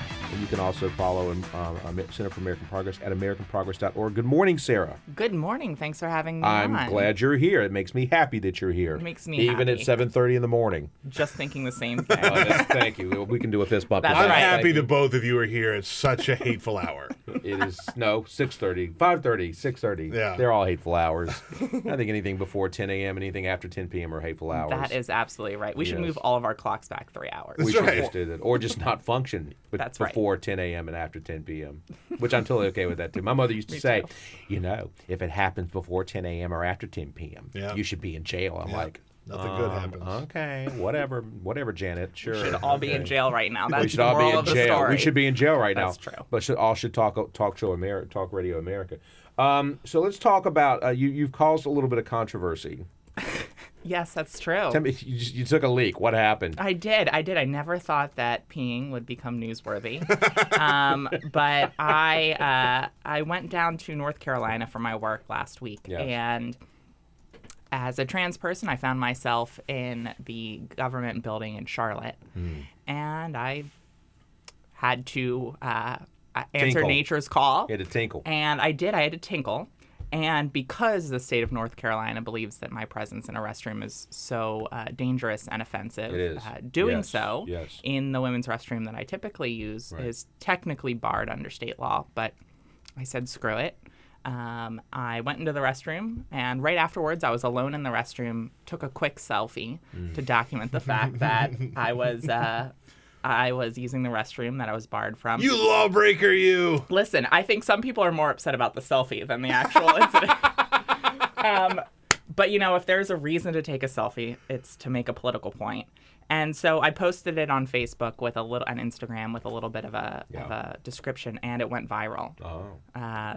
500 or 50,000 shares, 130,000 likes. Publications took it up. I'm one of those shares and likes. I appreciate that. Thank you. Absolutely. Thank you. I believe in the virality of the interwebs. I feel like I've taken hundreds of thousands of people into the restroom with me. And which means you're making the situation worse. Yeah, clearly. I mean, you understand being in the restroom is illegal. That's now right. You've taken me into a women's restroom. That's true. We're just validating the opponent's positions. Yeah. But the point of it was to really try to demonstrate that this is a real issue that impacts real people, and real people need to use real bathrooms every day to go to work, to go to school, to go and participate in public life. Because so often this has become about the opponent's version of of who transgender people are. This has become about really unfounded fears that politicians are stoking. And I just wanted to bring it back to the ground level and just say, look, we're good people. Please stop this. People fear what they don't know. Yeah. People don't understand what they don't understand. One of my closest friends and I spent an hour on the phone 2 nights ago. And I think we both individually went through a bottle of wine each on the phone. I can't make this up. And by the way, by the time I was done with the phone call, I was like, I'm not even drunk. I'm wiped out. I'm exhausted from this phone conversation. But he has a newborn. She's just turned 1. And he doesn't want a man being in the bathroom with his daughter. Now, she's 1. She can't even walk yet. But when she gets to the point that she can walk, and he says, why is this happening now? So I'm going to ask you the same question. In 2016, when we have a presidential election year, why all of a sudden is this happening now, Sarah? Well, why did no one care about trans people using bathrooms before 2016? Well, Caitlyn Jenner and trans people in general didn't exist before 2016. Not at all. Caitlyn Jenner's the first trans person ever. Yep. Wow. Yep. Isn't that something? Yeah. Screw Renee Richards. Screw everybody else. That's right. Well, I think there are a few reasons. I think that we find ourselves in 2016, particularly for the trans movement, where the effort for marriage equality found itself in 2004. Yeah. And there are a handful of conservative elected officials who see this issue as an opportunity. A handful. I think more than one. Maybe a little more than, certainly more than one. I think more than one. Yeah. We're going to get to that with Jonathan Capehart's piece in a second, but keep going. I'm listening. So yes. I think that they saw this as an opportunity to try to drive a wedge, to capitalize on the country's misunderstanding of trans identities and the country's understandable feeling of vulnerability in restrooms. We know that every effort for equality has in some way centered around restroom access. And you mean black people had to go to separate restrooms during Jim Crow? And the ERA failed because of restrooms, and the ADA was about restrooms in part. I mean, it's gay God people. knows. That wheelchair coming in scares the hell out of me.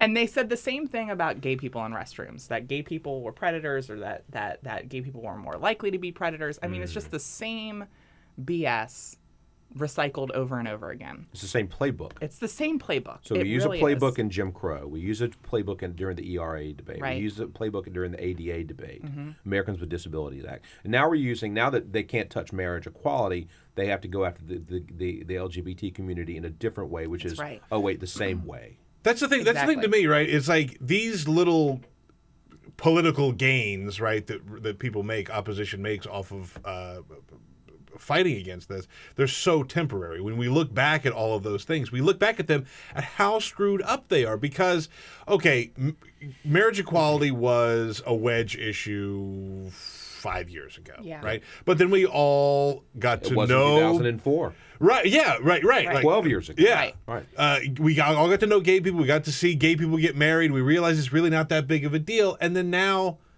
here we are again with this. I mean, there was a point in time when there were commercials and ads that talked about how homosexuals lurk in bathrooms. And that seemed like an entirely reasonable point to an unfortunately large portion of the population. Totally. And now we look back on that and we go, how on earth was I ever afraid? Yeah. And we're going to look back on this if we let the fears and the misunderstandings take hold, we're going to look back on 2016 with trans rights in the same way that we look back on 04, and that's with shame and regret and questions of how did anyone let this happen? You know, I did lurk in bathrooms when I was young. But I want to be clear, it was to smoke pot and cigarettes. You should be locked up. I should have. Well, first of all, I should have been locked up. This is South Carolina, for God's sakes. I will say I was not a dealer. I only bought pot. I never dealt it. Okay, but I mean, this is. But you did inhale. That was the deeply. It got me through high school. Are you kidding? Oh my God! Tell me about it. But at no point. I mean, I was so stoned. I mean, I couldn't even think about whether I wanted to fondle people. For God's sakes, I couldn't even fondle myself. I was stoned. You were just fondling a bag of Cheetos. That's thank about you. It. Yes, Yeah. Doritos. I was never a Cheeto fan. All right, there we go. Let's Doritos. class it up a little bit. To me, I think that the grossest comments in this whole debate have come from Ted Cruz. Yeah. In the sense, and his ads against Trump. They're so transphobic, and his solution is for trans people to use the bathroom at home. Right. That's what he said. Well, and I think Sarah, you need to go home. Listen, I'd rather be home. I'd rather be asleep right now. But no, but honestly, was the bathroom in North Carolina clean? It was very clean.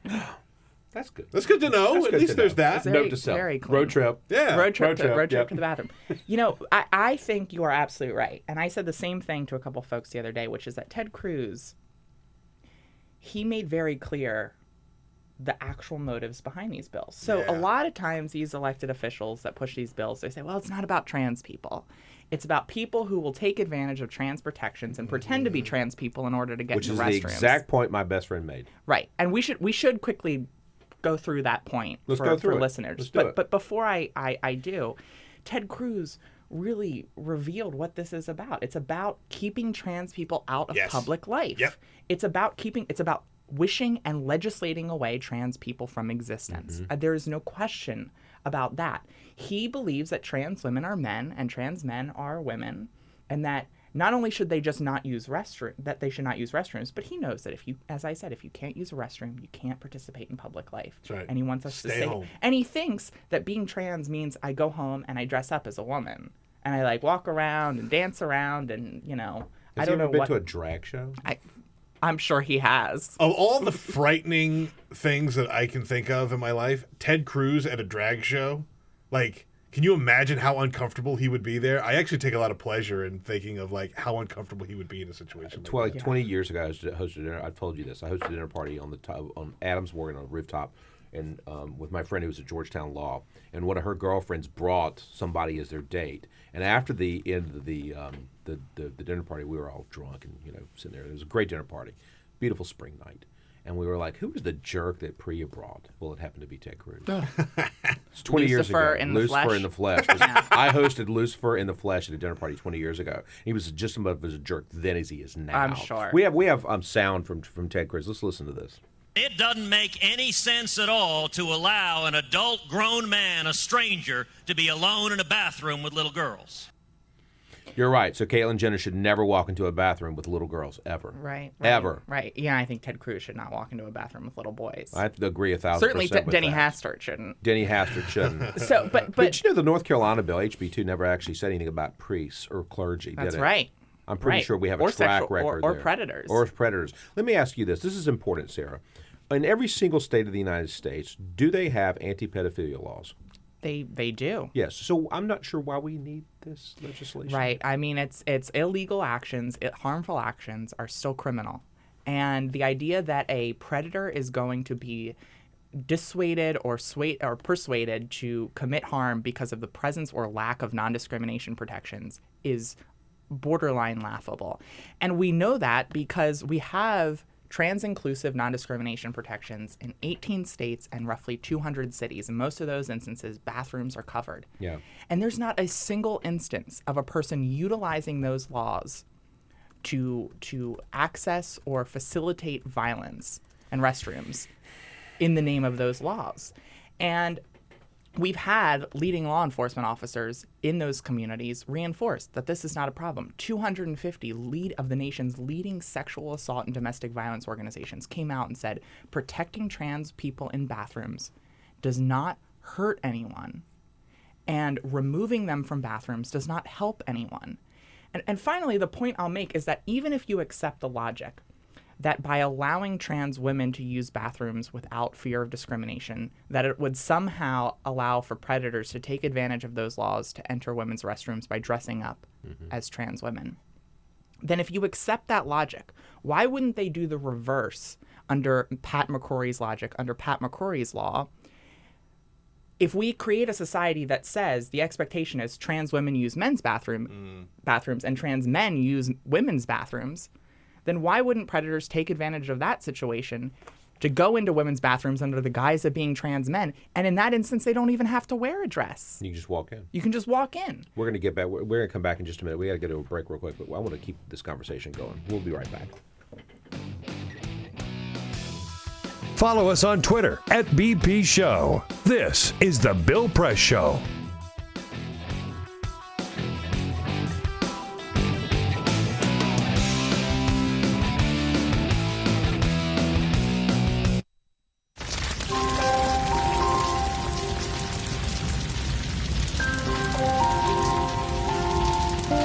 A single ember that escapes from a wildfire can travel more than a mile.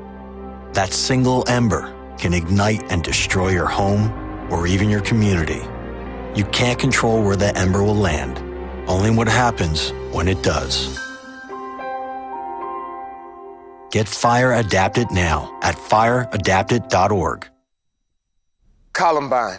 Virginia Tech. Tucson. Aurora. Fort Hood. Oak Creek. Newtown. Newtown. Newtown. Newtown. How many more? How many more? How many more colleges? How many more classrooms? How many more movie theaters? How many more houses of faith? How many more shopping malls? How many more street corners? How many more? How many more? Enough. Enough. Enough. Enough. Demand a plan. Right now. As a mom. As a dad. As a friend. As a husband. As a wife. As an American. As an American. As an American. As a human being. For the children of Sandy Hook. Demand a plan. No more lists of names. It's not too soon. It's too late. Now is the time. Before we all know someone who loved someone on that list. No more lists. No more. Who they might have been. No more. If we had just done something yesterday. It's time. We can do better than this. We can do better than this. It's time. It's time. It's time for our leaders to act. Demand a plan. Right now. Right now. You! Demand it! Enough. Enough. Enough. Enough.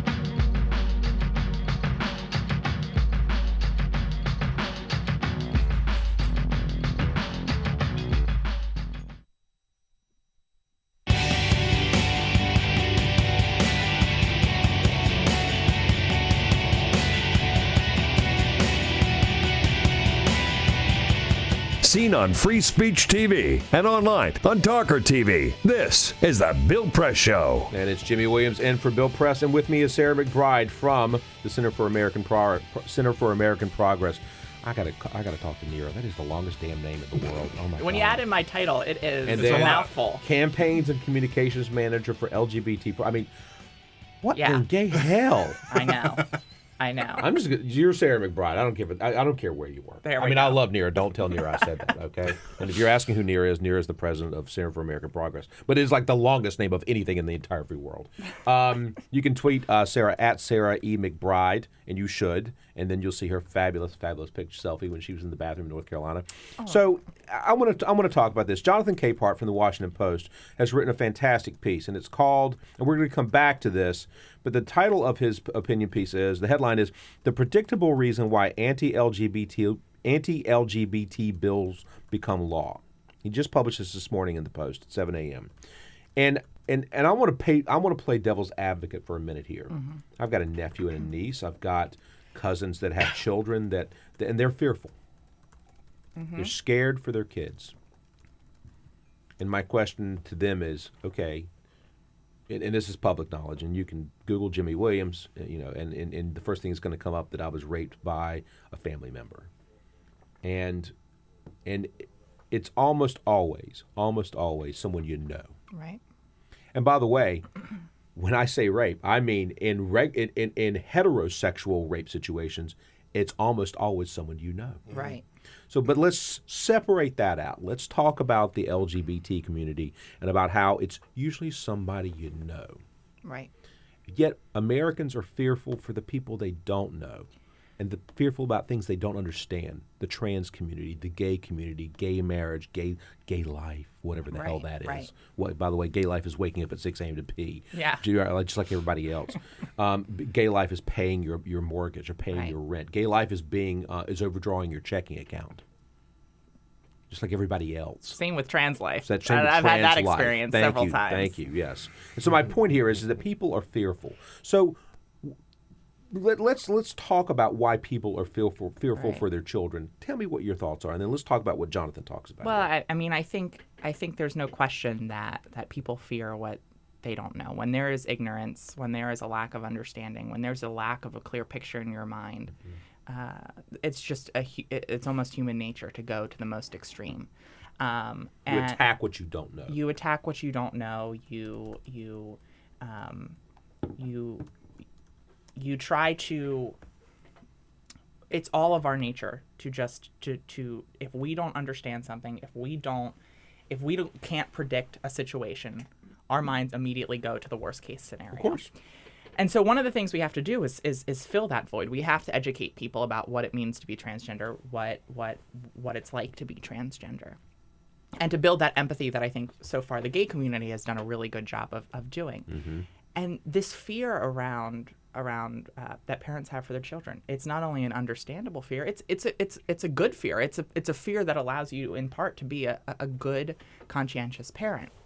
But that doesn't mean that we should let that fear lead us to do irrational or harmful things. Mm-hmm.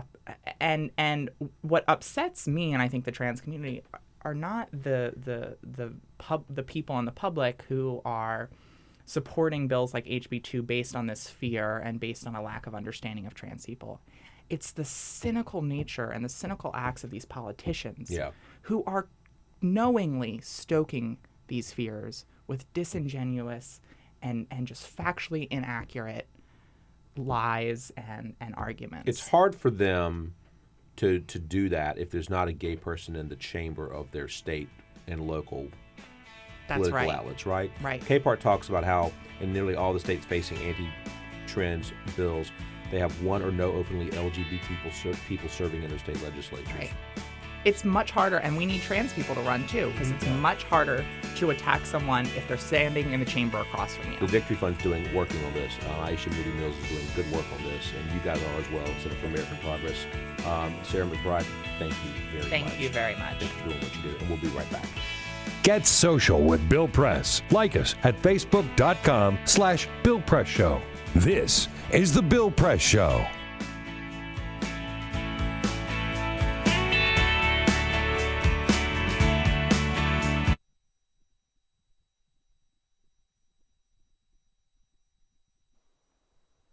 Every day when I was 5, my older sister would play teacher.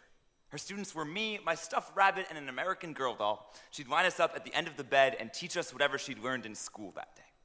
Now she teaches ESL at an elementary school in Boston, and every week she tells me stories about her students. Anna does not know how to read in Spanish, much less English, but she still wants to be a writer when she grows up. Juan chooses to stay inside and study at recess so that one day he'll be able to teach his own brother. These kids are good organs in a sick body. In 2001, No Child Left Behind gutted bilingual education. Students who have been in the country for 1 year are now expected to perform at grade level on standardized English tests. My sister is not allowed to instruct them in Spanish. If the kids don't jump high enough, the school loses money. Improving a school by picking its pockets is like tuning a guitar by ripping off the strings. Learning to read in a new language before you can even read in your own is like learning to walk while a pit bull is chasing you. Like learning to sing with the conductor's fist down your throat.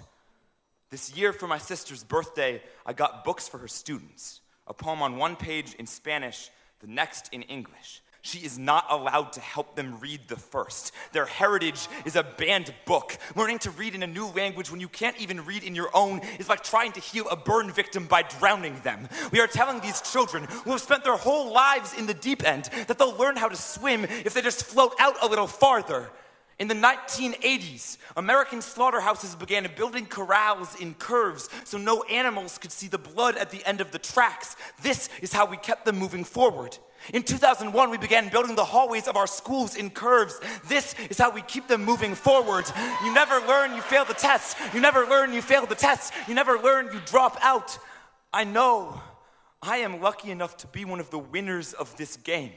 I was handed a head start and a rule book in my own tongue, but the winners of a rigged game should not get to write the rules.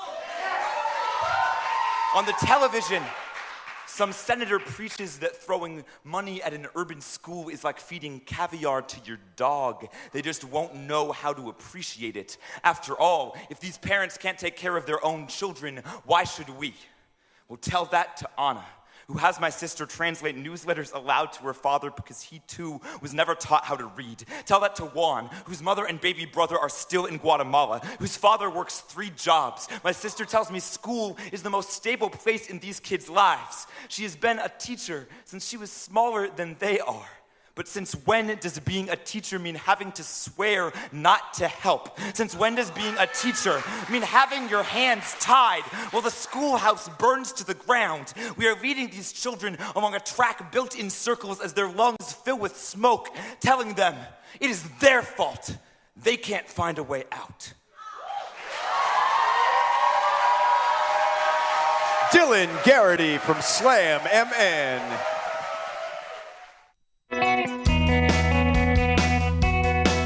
This is the Bill Press Show. It's Jimmy Williams in for Bill Press. That was a great segment with Sarah McBride. Look, we've got just like milliseconds here, but I just want to be clear about something. You fear what you don't know. And when I was a kid and I was in the closet, I didn't understand what being gay was. I knew I was gay. I just didn't want to admit it. I made fun of other gay kids. I made fun of Alan. I made fun of a lot of kids. I called him faggot. I called him lots of names. And I look back on it now, and it's one of the worst regrets of my entire life. You fear what you don't know. Educate yourself, America. Best way to get it. This is the Bill Press Show.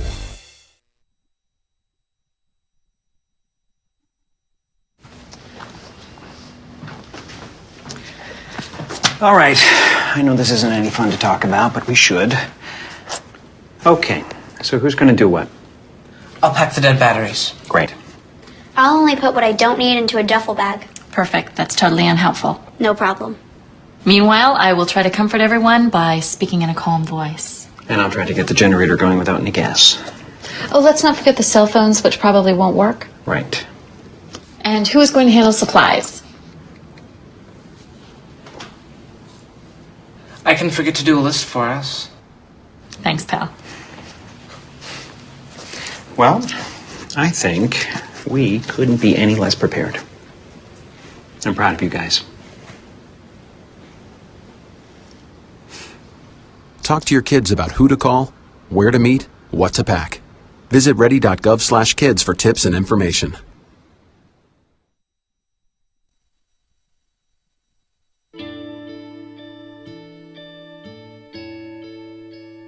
Calls me googly eyes. You know you're beautiful, right? You know that? Even you are beautiful. I got bullied for wearing glasses. Share if you're against bullying. We put it out there, just took off. 3 million people have shared this post. Don't let bullies get you down. I stand with you. Our whole family's wearing glasses. I wear glasses and I'm proud. I even have the army on my team. All the kind comments brought my child joy. I don't feel thank you is enough. Thanks.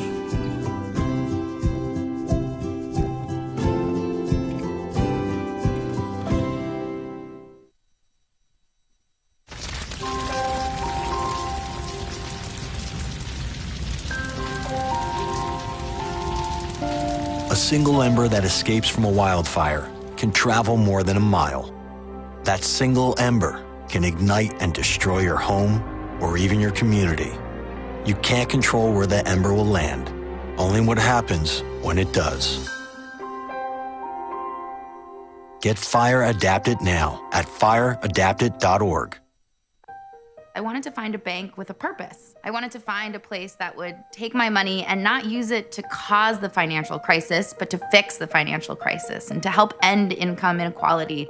The people that we employ are usually clients right off the streets. They don't have an account, but Amalgamated is willing to get that started for them.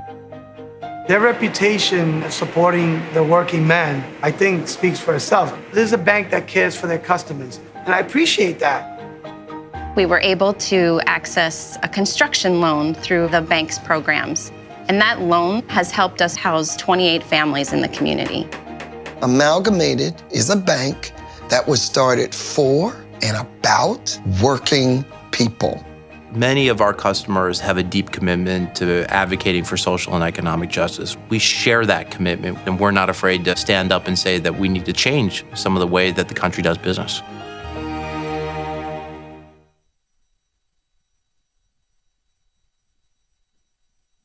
I grew up in the housing projects of Cleveland. I didn't even know that life could be any better than it was. Education for me has been a way to get away from the agony of what was normal life. I want to be able to impact the community, not just look back on where I came from, but to reach back to where I came from and pull some people up with me. My name is David, and I am your dividend.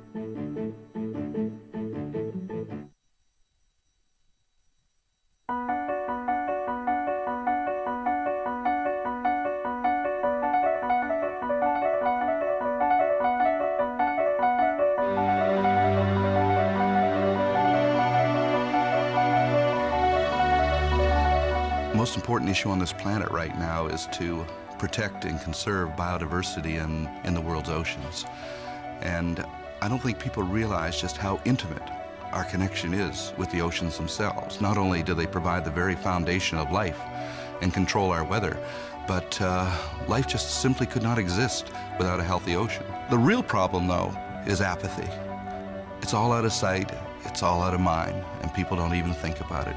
But it doesn't matter whether you live in Peoria or on the coast.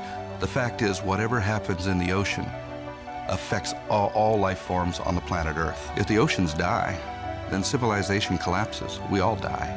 We cannot live on this planet without the oceans. This is, in fact, not the planet Earth. It's the planet ocean, but because we're a land-dwelling species, we refer to it as Earth. But it is the planet ocean, and the oceans are the heart and the foundation of all life on the planet.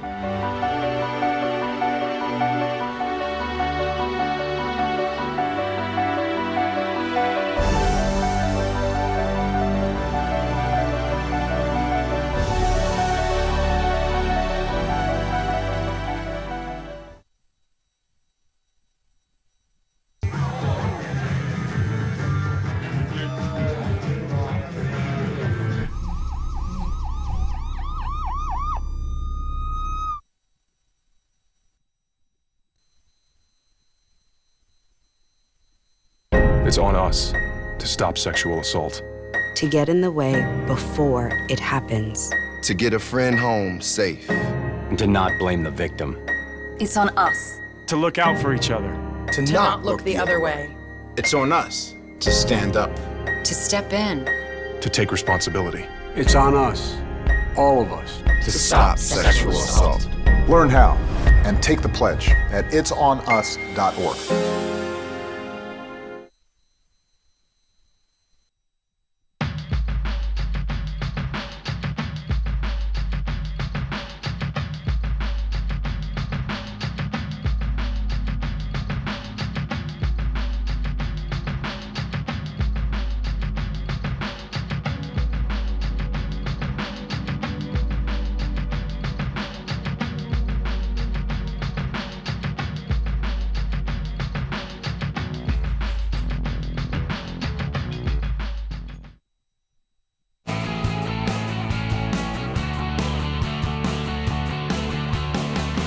Broadcasting around the nation, on your radio, on your TV, and online. This is the Bill Press Show. And Bill Press is sleeping or something like that, but instead you have Jimmy Williams this morning. And I'm so sorry that Bill is not here, but I am so glad that I am here.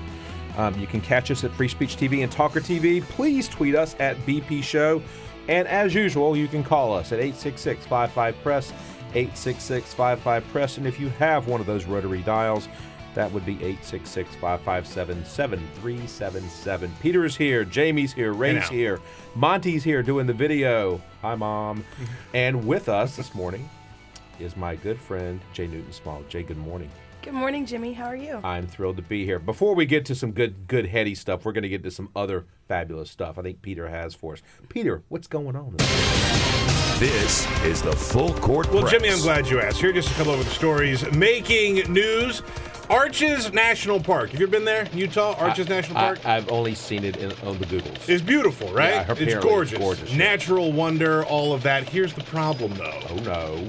They have a major problem on their big, famous frame arch, the one that you see all the pictures of. Yes. Somebody has put graffiti on that, and they say that it is irreparable.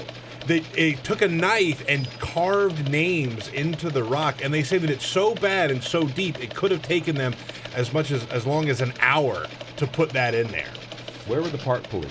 Yeah, right? Call the popo. You know, one of the things I love about national parks is that, like, you don't see a lot of park police and things like you get to kind of go out and do your own thing, right? They're so vast that you could really and truly get lost and, like, hurt yourself out there. But someone apparently had... Like that guy who trapped himself. This guy, and then cut his arm off. Yeah, cut his arm off. Yeah, that guy. You've seen that movie, right? Into the Wild or something? 48 hours. 48 hours, or 70 hours. Is that the one James Franco played? Yeah. Cut his arm off. You know why I didn't see it? Because it had James Franco in it. Anyway, stop vandalizing the national park. Don't screw with nature's mother nature. If you like sugar, I've got bad news for you. There's a new study out that's from the University of California in Los Angeles, UCLA. They say that sugar can cause brain damage. Too much sugar can cause brain damage. But I have some good news for you. Now I know what's wrong with America. No, I have good news. Because they say eating too much of it can cause brain damage, but you can reverse the process by supplementing it with lots of healthy fish oil. So eat salmon and things like that, and it's actually kind of counters the things out. So if you eat just sugar and like red meat or chicken or whatever, that's not good. But if you eat some sugar and then you mix it up with some salmon. So candied bacon is out, but candied salmon skin's in. Candied salmon is not a bad idea. Eat dog crap. That's ridiculous. It sounds disgusting. It sounds disgusting. I'll just eat both. There you go. Yeah, fine. Exactly. Fine. And a woman was on board a flight from Singapore to Yangon. And you know where this is going. And she was flying aboard Jetstar Airways. Mm-hmm. She was very, very pregnant, and she went into labor. On the flight. Isn't that illegal these days? They're not supposed to be able to travel. They can tell you not to travel, by the way. You have to have a letter from your doctor sometimes to say I'm not going to spit this puppy out. And even still, they can say no. Like they don't think they think it's a health issue. Yeah. But this woman risked it, and she went on, and she gambled, and she lost. She had the child. The child is healthy, 6 pounds, 7 ounces, but now that the child is home safe, they've given it a very unique name. Now, remember, they flew on Jetstar Airlines. The little baby is named Saw Jetstar. No. Saw Jetstar. Oh. Yes. They named the child. Not to state the obvious, but I'd hate to be A, the cleanup crew, and B, the next passenger. Oh, yuck. Yeah, that'd Yuck be really is right. gross. All right, Jetstar. Well, congratulations, Saul Jetstar. Congratulations, Welcome little baby. to the world. Little baby brand. What nationality is he? Oh, I don't know. That's a good question. I do not know. They're going from Singapore to where? Yangon, Myanmar. Interesting. Yeah, so they're flying over Malaysia. Is he Malaysian? He might be. Oh, right. Yeah. If he's in Malaysian airspace. Malaysian airspace baby. Wow. Oh. That could be an entire. That's a whole conversation, series. right? Like, That could be where like were an you entire- born? Call Andy Cohen right now. Yeah. Oh my God! And by the way, Andy Cohen just got like a whole new like re-up, like all the way through 2017 to have a whole new show. It should be that. Say it again. Malaysian airspace baby. Malaysian airspace baby. And if he does, we're getting credit for it. Saw Jetstar. I can see it in the name and the lights already. It'll be like little Honey Boo Boo, Baby Boo, Honey Boo Boo. I didn't know what that was until I was at some like gay dinner or something, like awards dinner in New York. And Honey Boo Boo, I didn't know what Honey Boo Boo was or who Honey Boo Boo was. And then her mother came up to me and was like, "Oh my God, I love you on TV. You're such an advocate for LGBT." I'm like, "Thank you so much." And I said to the person, I was like, "Who the hell is that?" And he goes, "Oh, that's Honey Boo Boo's mother." And I said, "What? Honey what?" I thought it was like, I didn't know what it was. And so he pulled it up. I'm like, "Oh my God, who is that child?" He goes, "It doesn't matter. You met her mother." I'm like, No, I want to know who would have a child like that. It was very disconcerting to me. Anyway, now I know who Honey Boo Boo is. Oh. I know. Where is Honey Boo Boo these days? Is she still on air? I think she's on the Learning Channel. Really? I have no idea. I really have no idea. Can we just talk about the Learning Channel for a second? That is such a really misleading name. It really is. It so is. I mean, what do you learn?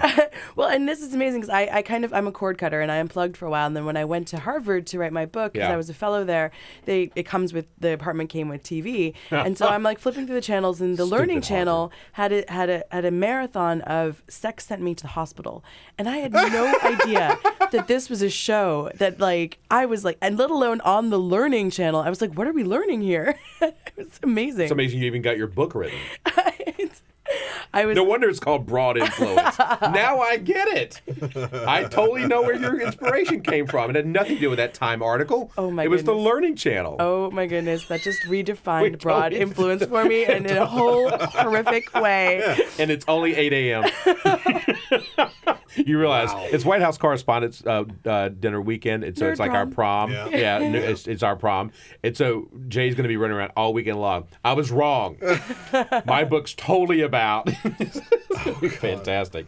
So let's talk about gender and the presidential election, because Ted Cruz, by the way, we have a rule today. It's not the Republican Party, it's the Republic Party, because they keep saying Democrat Party. So I've determined that from today, just for today, we're only going to say, if it's not the Democratic Party, then it can't be the Republican Party.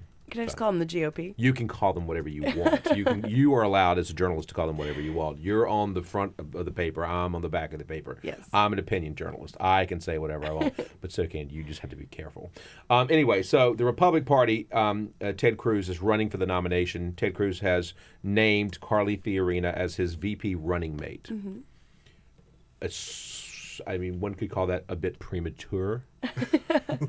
Well, especially because, the entire reason why you would name her as your running mate is to stop Trump from being inevitable, right? So is to stop Trump from sweeping the remaining states and just being like the nominee and getting the 1,237 delegates needed to secure the nomination. So, but then once you stop him from doing that, you then enter into a contested convention where your number one gambling or bargaining chip here is your VP nomination slot. Correct. So you have every incentive to then dump her and go with somebody else. So, let's say Trump gets to 1236. Let's just say. Mm-hmm. Okay. Imagine a world. By the way, are you going to Cleveland? Yes. I have to go to Cleveland too. It's going to be so much fun. My favorite thing about Cleveland, little tiny sidebar, is my colleague Zeke Miller reported last week that the RNC for the first time ever is going to do automated voting. They're trying out a new system. Can you imagine this on the floor of the Republican National Convention?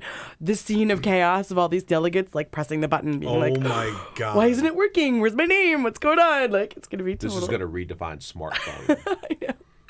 Seriously. Yeah. And by the way, the Democrats aren't dumb. The Democrats are smart enough not to do this.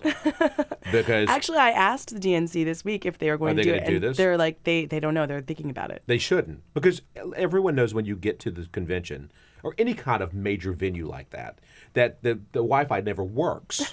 So how are they going to vote? Oh, it's going to be chaos. As if it was not going to be chaotic enough. As if it were. That's exactly right. So all right. So we're going to Cleveland for the GOP, the Republican convention, and let's say we're at 12:36, or Trump is at 12:36. What happens here?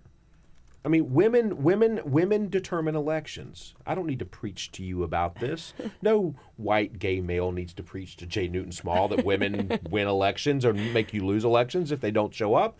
What's going to happen here? You can't just have two white dudes running and then beating the hell out of Hillary Clinton. I mean, am I wrong on this? Well, I mean, so I think if you're at 1236, it's very hard to deny Donald Trump the nomination. He doesn't have the numbers. I think he gets. I mean, first of all, there's like 100, unpledged delegates who are floating around between there, and then I mean, at some point you just have one. To. I mean, yeah, he just needs one. He'll get it. So let's say he's 1,100. I mean, and that's a little more of a stretch, but so then I think the party has been making all kinds of calculations. If he roars into Cleveland with all the momentum, very hard to take it away from him. You're gonna have millions of people like rioting in the streets of Cleveland. It's gonna be crazy. Let alone all of the Black Lives Matter and anti-Trump protesters. It's gonna be just an awful scene. So can't wait to cover this. By the way, I cannot wait. Like literally, screw turning 50. This is gonna be my 50th birthday party. Yes.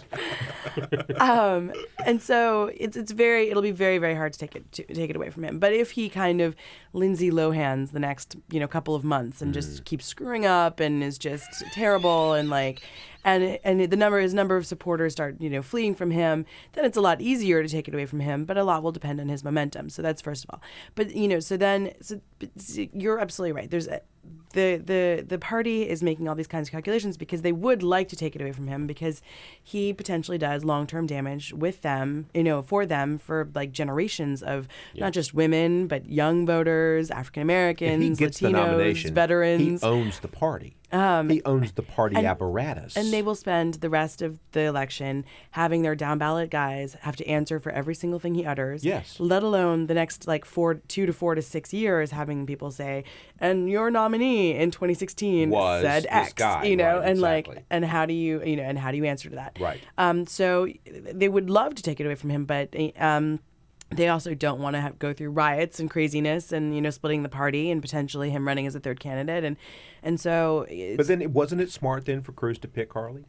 So for short-term pain, it is in that sense. Yes. For short-term, their calculus is the short-term pain worth the long-term benefits of getting Cruz and Carly on the ticket? At the same time, nobody likes Ted Cruz. I mean, look at what John Boehner said this week. I mean, we actually have sound on that. Jamie, can you please play the two sound bites? We've heard it 13 times, and I don't care. I want to hear it more.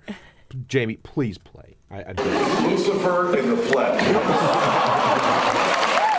can't hear it enough. Did you see, by the way, that somebody went to the Church of Satan to ask them how they felt about them using John Boehner using Lucifer to compare to Ted Cruz, and they said, we actually don't like being compared to Ted Cruz. Oh no! At all. We would way rather be associated with Lucifer. So there's another devil out there. Oh my God! His name is Ted Cruz. It's like insulting to Lucifer. It's so bad. Yeah. I wonder what Baby Jesus thinks about this. But wait, John Boehner doubled down. He doubled down on this. I'm in Washington. I have as many Democrat friends as I have Republican friends. I get along with almost everybody. But I have never worked with a more miserable son of I mean, well, to be fair, Ted Cruz basically cost him his job, right? I mean, like, if you're John Boehner, Ted Cruz sat there in Tortilla Coast, which is not far from here, that little Mexican restaurant on Capitol Hill. In the basement. With the Freedom Caucus, plotting to shut down the government, to basically, oust Boehner, and it was the Freedom Caucus that ousted Boehner. So he blames Ted Cruz for, and did you see Ted Cruz's reaction? It was amazing. He was like, I don't even know that guy. Like, I've never met him. We have some information on this. Well, which, by the way, Ted Cruz was his lawyer. Yeah. Right? Yes, we do have that. This is the point. Thank you, Jay Newton Small, and thank you, Peter. Y'all understand what's happening here, because here's what we know. Here's what Ted Cruz said, quote, "I've never worked with John Boehner. Truth of the matter is," let me say it. Let me try to say it in a Texas twang. Oh, jeez. "I've never worked with John Boehner. Truth of the matter is, I don't know the man." I'm going to keep quoting. "I've met John Boehner 2 or 3 times in my life. If I have said 50 words in my life to John Boehner, 50, I'd be surprised. And every one of them have consisted of pleasantries," end quote. Peter, what do we know about Ted Cruz and John Boehner? Oh, Jimmy, I'm glad you asked. Ted Cruz did represent John Boehner. This is from 1998. In fact, he actually was interviewed about a case where he was representing John Boehner. Ted Cruz was John Boehner's lawyer. Ted Cruz was John Boehner's lawyer. Intriguing. A Seattle Times article from June of 1998 makes a clear reference to Ted Cruz working as John Boehner's lawyer. Cruz even provided a quote about his client. That is from Gawker. So they've unearthed the whole interview. This is fascinating. It is. Does he have early onset, or is he just stupid? I mean, I think Does he think that we can't find this stuff? I literally think this guy is scrambling like news cycle to news cycle to news cycle to just claw through and deny Trump the nomination. I mean, that's what he's trying to do, and he'll say anything to do it. I mean, really. He'll pick anyone to do it. Carly Fiorina, who tapped her own board. I mean, Carly Fiorina. So I get the calculus of it, right? I get it too. Like, I mean, she's a woman. White men can't beat up Hillary Clinton all day long. It's got to be a woman. She can do it. And like, she's allowed. And she speaks to Trump's worst weakness, which is women, right? Yeah. And so, his worst moments in this campaign so far was when he insulted Carly Fiorina's face, and when he talked about Megyn Kelly bleeding from parts unknown. And so, I mean, his biggest problem is women. He is underwater with women. So, let me just tell you this. So, the Republican women vote 10% more than men do, and we make up 53% of the electorate. Yes. So we have swung every election since Ronald Reagan. And women have not voted, though, for Republicans since George H.W. Bush in 1988. The only time the Republicans have won the White House is by mitigating the loss of women to Democrats to less than 10 percentage points. And that's George W. Bush with his push with soccer moms and security moms, right, in 2000, 2004. Now, to give you an idea of how bad it is with Trump, he is underwater with women by 73 points. Okay, like, that's all, huh? I know, right? So you've How does he make that up? He can't. I don't think it's physically possible. So we're gonna take a break real quick, but let's pick up with that because 73 points underwater with women, and he wants to be president. Yeah. We're gonna come right back here, right after the break. Your progressive headquarters for the 2016 election. This is the Bill Press Show.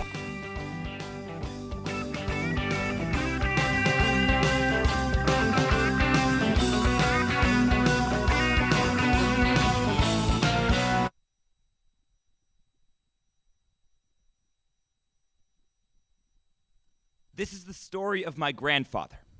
When I was 19 years old, his right hand was crushed in a printing press. He was supposed to lose the hand, but a young doctor saved it just in time for the war. This is the story of the war. My grandfather repaired tanks. Behind the front lines, away from the cameras, he would pull pieces of dead men from the machines and send the machines back out to the field. This is the story of the war a decade later. Back then, you didn't talk about depression. There was no such thing as PTSD. When my uncle, age 7, asked him who won the war, my grandfather said, nobody. This is the story of my grandfather, the machinist. I have a newspaper from 1981, a story about the Nobel Prize for Physics, a photograph of the winner, a Harvard man standing by his machines. This man is not my grandfather. Beneath the photo, my grandfather has written, I designed and built almost everything in this picture. They worked together for 10 years, but my grandmother says the physicist never even remembered his name. If you asked that Harvard man, there would be no story of my grandfather, just a pair of disembodied hands. This is the problem with stories. They have to leave something out. The editor cuts a line and someone's face fades. The editor says 200 words or less and suddenly a whole family goes missing. The spotlight isn't about the light. It's how it makes everything around it dark. My grandfather's face is erased from every story. The machines survive, but the man who made them doesn't. The machines make the photo, but their maker is out of frame. But we choose where to point the camera. We can choose how to tell the story. We can choose which clothing the hero wears. I could tell you this is a story about a soldier, or I could tell you this is a story about the blue-collar man, but really, this is just the story of my grandfather. I did not know him. I was born too late, but my family tells me his name. Alfred Franzosa.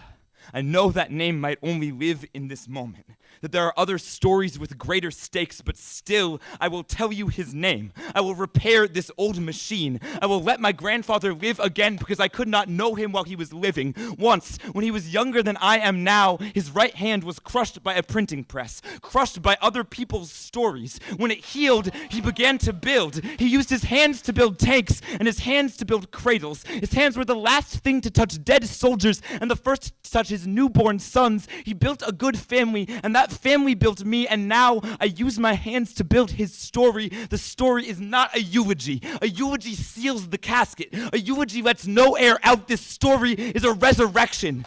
Jesus was not resurrected by God. He was brought back by the people who told his stories.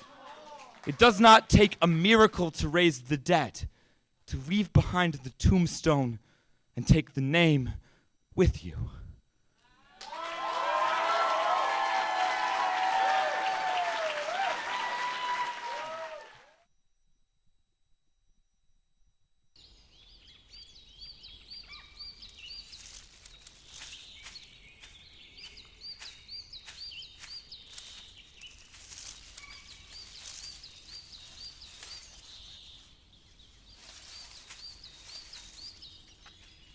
At Earth Justice, we defend the environment in the courtroom. Join our fight. When you take a seat, you take a stand. Earth Justice, because the Earth needs a good lawyer.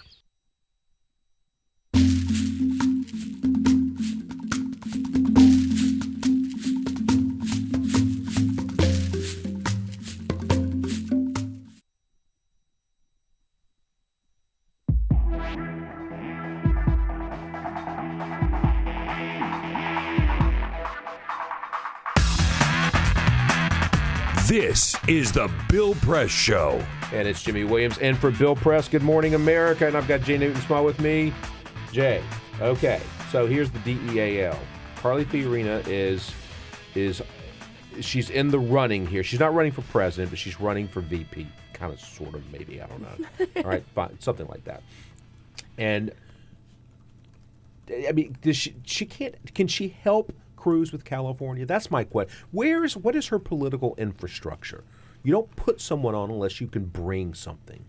Well, I mean, okay, so the number one thing she brought was the day after Cruz was mathematically eliminated from getting the nomination. Donald Trump's words. Well, not just Donald. I mean, he's factual. He's correct in this case.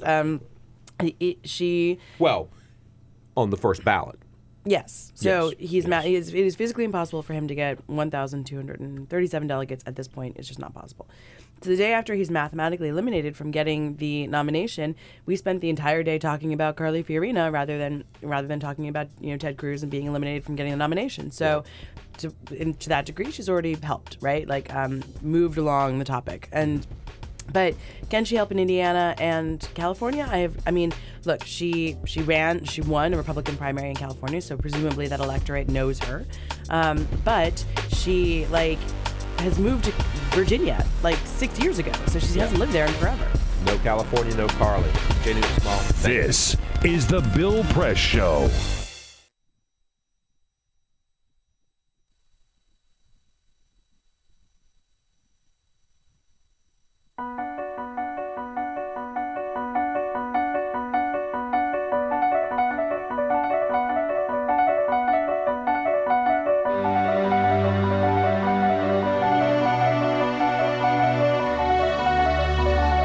The most important issue on this planet right now is to protect and conserve biodiversity in the world's oceans. And I don't think people realize just how intimate our connection is with the oceans themselves. Not only do they provide the very foundation of life and control our weather, but life just simply could not exist without a healthy ocean. The real problem, though, is apathy. It's all out of sight. It's all out of mind, and people don't even think about it. But it doesn't matter whether you live in Peoria or on the coast. The fact is, whatever happens in the ocean affects all life forms on the planet Earth. If the oceans die, then civilization collapses. We all die. We cannot live on this planet without the oceans. This is, in fact, not the planet Earth. It's the planet ocean, but because we're a land-dwelling species, we refer to it as Earth. But it is the planet ocean, and the oceans are the heart and the foundation of all life on the planet.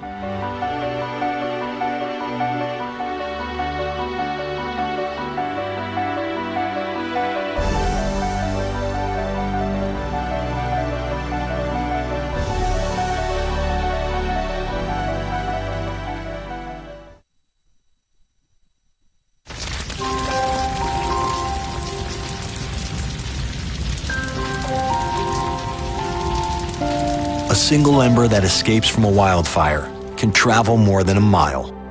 That single ember can ignite and destroy your home or even your community. You can't control where that ember will land, only what happens when it does. Get Fire Adapted now at fireadapted.org. Columbine. Virginia Tech. Tucson. Aurora. Fort Hood. Oak Creek. Newtown. Newtown. Newtown. Newtown. How many more? How many more? How many more colleges? How many more classrooms? How many more movie theaters? How many more houses of faith? How many more shopping malls? How many more street corners? How many more? How many more? Enough. Enough. Enough. Enough. Demand a plan. Right now. As a mom. As a dad.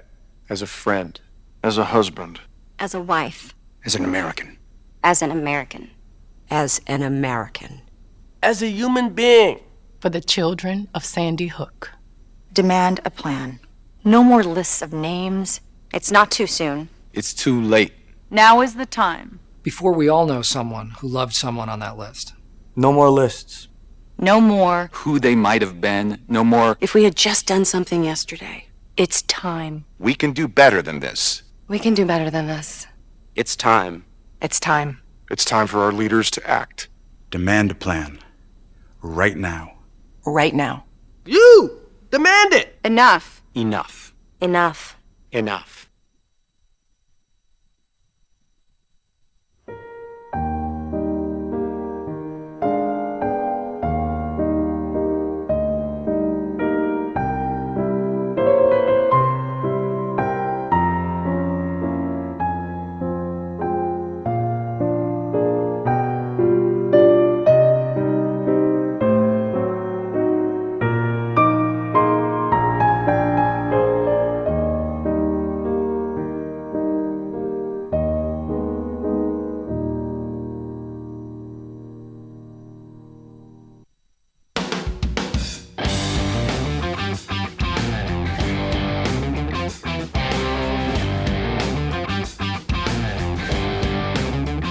Streaming live video right now at youtube.com/TawkrTV. That's TAWKR-TV. This is The Bill Press Show. It's Jimmy Williams in for Bill Press, who he's slacking and sleeping right now, and he's missing out. And the reason he's missing out, Peter, is because... I'm telling you, this is my favorite place in all of Washington, D.C.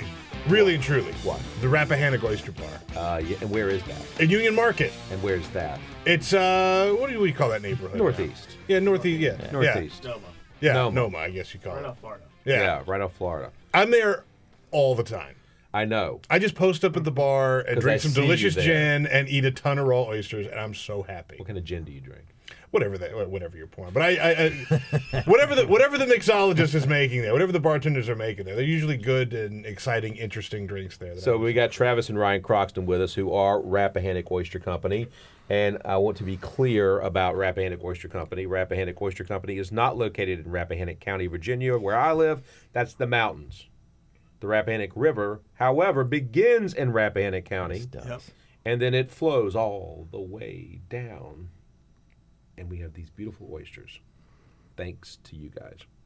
Tell us about, by the way, you can tweet these guys at RR Oysters, and you can find them online at rroysters.com, and you should check this stuff out. You guys have been in Garden and Gun. You've been all over the place. I mean, you're everywhere, and that's good stuff. We like that. We should point out, by the way, you guys have restaurants here in D.C., in Where else? Richmond, in Charleston. What's coming in Soon to Charleston? be in Charleston. Wait, you're going to have one in Look at Charleston? Jimmy. Yeah, Jimmy and I We're are super both South excited about Carolina that. guys. What in gay hell? I'm going to go home and have a Rappahannock oyster. Where in Charleston? Where are you going to put it? Can you tell us? Yeah, the cigar factory. Beautiful old No joke. historic building. It just fits us perfectly because we're old. So, We're a company. So it's going to be great. So we're hoping for September, October timeframe. That's down there. huge. Yeah. Speaking of, I mean, the old cigar factory in Charleston is on East Bay Street. Right. It was like vacant for decades. It had Johnson & Wales when they had the cooking school there, and then there was nothing in it. And now it's got great stuff, good antiques, good restaurants. Garden and Gun has their headquarters Be there right now, above us. right above you. Yeah. That's convenient. I'm going to have to call Rebecca and be like, hey, Rebecca, let's talk about that sublease you have for Rappahannock Oysters. I believe her office is directly above it, which Nice. makes us a little nervous and excited. Yeah, it should be, yeah. That should be. Mercantile and Mash is there, too. Mercantile and Yeah, Mash, that's yeah. right. Spot. Great people. There's a good antique place there. I forgot what it's called. Something Porter. I'll have to look it up. Good people down there. John Pope's down there. Anyway, we got Travis and Ryan here. Talk to us about these oysters. And you're also doing something with scallops, with bay scallops. So give me what's going on with your world. All right. You go for it, Ryan. All right, so the oysters, we've been doing the oysters, Trav and I, since about 2001 was when we started it back up. It was our great-grandfather's company, started in 1899, went through our grandfather. Our grandfather kind of saw the decline of the bay, the production was down, and told our dads, we're cousins, told our dads not to go into it. So skipped a generation. But we still held the leases through the state, and so when the leases came up for renewal, our dads were going to let them go and basically asked us, do you guys have any interest in them?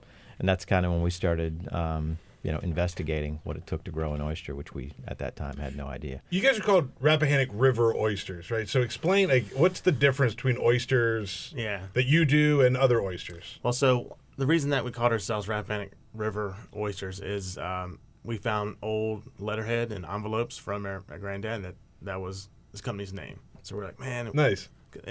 So we got to go with that. Yeah, you have to. But it's also hard because it's an appellation. It's a geographic reference. So when we launched up, we started with the Rappahannock farm. That's our main farm that we have, and we quickly realized that no one was growing commercial aquaculture oysters in the Chesapeake. The Chesapeake's huge; it's the largest estuary in the country. Right. We wanted to bring it back and showcase different flavors. So today we actually have a second oyster, an old salt from Chincoteague. So when you go to the bar, the servers, the bartenders always say, hey, you want a sampler platter? The Rappahannock's Stingrays, which is kind of a middle salinity oyster, and then the super brining old salts. So we call that miroir of the water. Nice. Oysters kind of take on the flavor of That's German, right? Where they're grown. Yeah, I can date it back to I don't know, French, that's German. Croxtonese. Something like that. Yeah. So that's our mission, just to showcase the different flavors of the Chesapeake Bay. And when we started up, it was just us, and now we wanted actually other companies to follow it, and now there's several hundred in the Chesapeake, which is fantastic.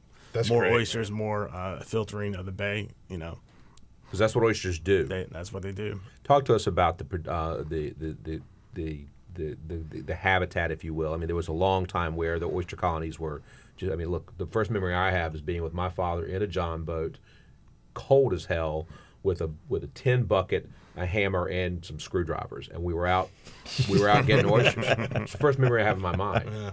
And I'll never forget that, and that's why it means so much to me that y'all are here. But there was a long time where the Chesapeake was in a bad place when it came to aquaculture, et cetera. What happened, and how did you fix it, or how did it get fixed? Well, there was basically a generation that was lost from oysters. I mean, I'd say our grandfather, when his business died down in the late 80s, early 90s, you pretty much saw oysters in the Chesapeake Bay fall off the map. When we started this back up and went up to New York to try and get in Grand Central Oyster Bar, they had oysters from all over the world. But the Chesapeake Bay, they had one oyster, even though they had 4 oysters from a small couple miles on Duxbury Bay. So it was just definitely something that people had just forgotten about. Even the Urbana Oyster Festival, which is one of the biggest oyster festivals in the East Coast, that wasn't even using local oysters anymore. That was importing oysters from the Gulf of Mexico. So it was really for us like just about kind of rediscovering it, getting to know our past, getting to know the oyster, and figuring out like what kind of options we had. What did you have to put into this, i.e., education-wise? I mean, you clearly genetically you inherited something here, but you can't just go out. I mean, my father was a tennis pro. That didn't make me a great tennis player. I had to take tennis lessons. I had to educate myself on tennis, right? And get out there and hit and actually keep hitting ball after ball after ball. You don't get to just all of a sudden start producing oyster beds because your grandfather did this. No. Talk about the gap. How did you figure this out? Well, it was passion initially and reverence for our grandfather. But what happened when we got into it, we realized quickly that the status of the bay and oysters or lack thereof in the Chesapeake Bay, and realized that it was just centuries of overharvesting finally impacted it in the late 70s, early 80s and stuff. And then it was almost just, I mean, it's 1% of the historic population even now. Wow. So really? So the current crop, if you will, of oysters of is wild 1%. Oysters. Yep. Wild oysters. Wild oysters. Is 1% of what used to be in the Chesapeake. And Bay. when we say historic, we're talking like 1900. We're not even talking about like when we landed here kind of thing. So the filtering capacity of 1900 was it could clean the Chesapeake in one day, and now it takes about a year or so. So what had happened was just overharvesting. That's insane to me. That's crazy. It's what mankind does with every natural resource, right? They overfish it till it's extinct. So we were on the precipice of collapse. Some bigger seafood companies were trying to introduce a non-native species, and we realized that we had to do something else. So the wild harvest methods weren't working anymore. We looked to the Northeast, the Northwest, France, other places, and they were all doing one thing in common: aquaculture in the water. Okay. Now they were doing it largely because they had depleted their natural resource, and aquaculture was the only thing left. So we were in a lucky position in that we still had our wild population around, but aquaculture could still come in and kind of save the day still, and then take that pressure off the wild population so it could rebound. And that was kind of the intent. Whereas every other region had lost their native population. So this was a really good time to start doing this. We have oysters in front of us. For those of you who are watching, for those of you who are listening, this oyster in front of me right here. How long does it take that puppy right there to become what it is? Well, this is a Rappahannock. Rappahannocks take about probably around 24 months. But you can 2-year-old oyster. You can do stuff a lot faster. You can probably get this, 12 to 18 months if you want to. Yeah. But to get a really nice quality oyster, you're going to want to wait about 2 years. Because on the half shell, you want that presentation of the deep cup. Like that's right. Yeah, I was going to say that's what we're going deep, for. Beautiful. Right. So these are singles. These are singles. We don't just throw them out there. We don't do clusters like when I was a kid. Each of these starts take off 30 hours to get the one oyster. Right. Cut your hands all to death. Right. Yeah. Oh, and then there's that. Yeah. Yeah, they're good for oyster roast though. But these come, we get them from a hatchery at, you can't even see them, and we grow them out in our nursery, which anyone can come visit at our farm, and then we start growing these where you could fit like 1 million in the palm of your hand. Yeah. Wow. Yeah. So what do you do? Just throw them in the water? No, we have things called upwellers, which basically just recycles, river water, but through a tank that's contained environment, so they're protected. And then as they get bigger and bigger, you move them. When they get up to about a size of about a nickel. Isn't it fascinating? I can listen to this all day. This is crazy. So they're like test tube baby oysters. Exactly. Well, yeah. Kind of. Except natural. I mean, they're natural. There's nothing GMO'd here. There are no additives in this process. We don't feed them anything. They eat the natural food. They're just like a wild oyster, except held in a cage, which they're inert animals, so they don't care one way or another. They're actually getting a much more. They don't cry out. No crazy commercials. And no central nervous system, so they're actually a good vegan option. There you go. They are. There you go. I love that. For all my vegan friends, yes, come meet the Crux cousins. They'll make your day better. Absolutely, no doubt. We're gonna come back in just a minute. We're talking with Travis and Ryan Cruxton with Rappahannock River Oysters, and we're gonna come back right after the break and talk more about these and eat these puppies. So we'll be right back. Follow us on Twitter @BP Show. This is the Bill Press Show. Okay. Remember.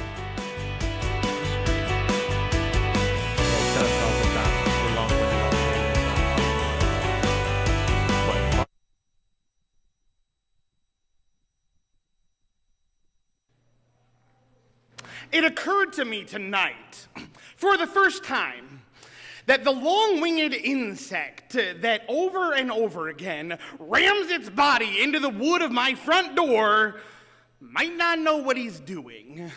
He might not have a plan. Maybe that's just how he flies, and that is where the door is. And I remember you.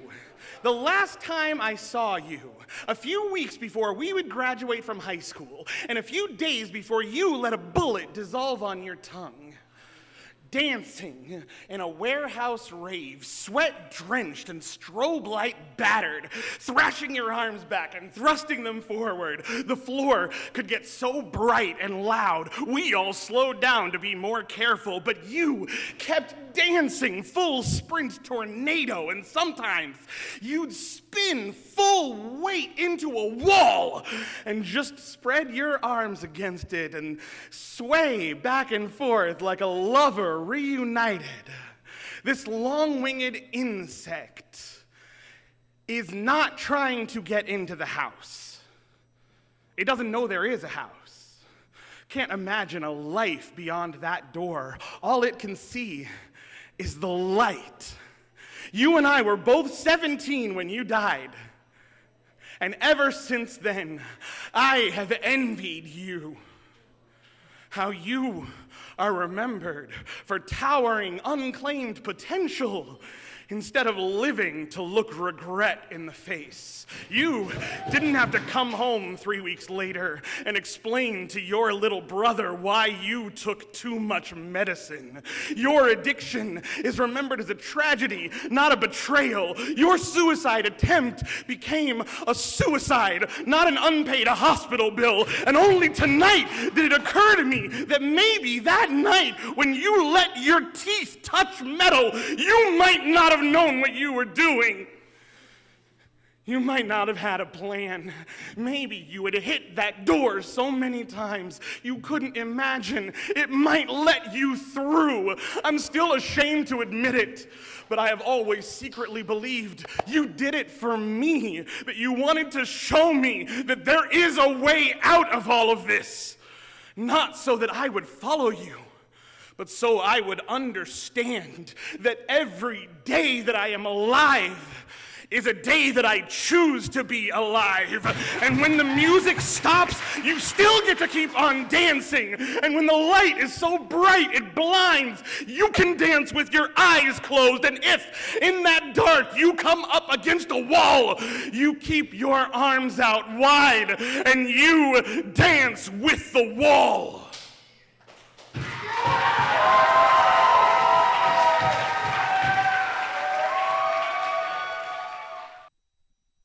Here with Jimmy Williams and Peter, and we got Travis and Ryan Cruxton here from Rappahannock River Oysters, and you can tweet them at RROysters. You can also find them online at rroysters.com, and you can also find them at Union Market here in D.C., up in Northeast, off Florida Avenue. There's a good chance you'll see me there. There's a good chance you'll see Peter Ogburn there. Yeah. They're going to be opening up a fantastic location in Charleston, South Carolina, a place I know something a little bit about. And it's going to be in the old cigar factory, right below Garden and Gun, right near Fritz Porter, the good antique store, and Mercantile and Mash. It's a happening place. Yeah. And they're a happening group. They're opening up some good oysters now. I want you to talk about scallops, bay scallops specifically, because they were decimated as well. You talked earlier about eco-conservation.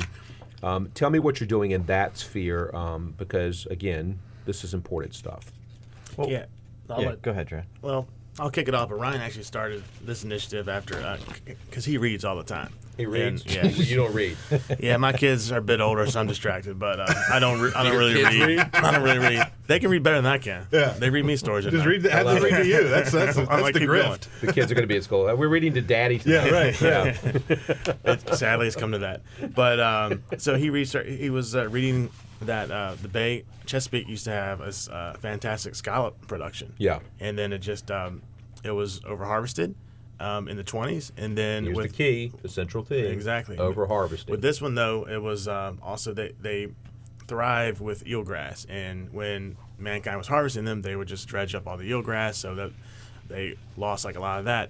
Then in 30 '03, a hurricane, a Category 4 hurricane, came in, wiped everything out. All of the scallops, all of the eelgrass, and that was it. They were gone. So with us, and they're interested in Chesapeake and bringing things back, it was just a natural story to attack. And I'll let you jump in with. Before you start, is it a different approach than oysters? Well, that's what intrigued us, is that the only restoration work that had been done using oyster gear. Yeah. So obviously we have oyster gear, so we were very intrigued by the idea of, hey, maybe we could just grow this in the gear that we currently have. And the way they were doing it is they were putting scallops in oyster gear and putting them out in new eelgrass beds that they were planting, which is kind of their nursery habitat. So what our plan was maybe we could be growing the oysters for the restaurant market, and then at the same time they could be reproducing and going back out into the wild. You mean scallops? Scallops, yeah. Exactly.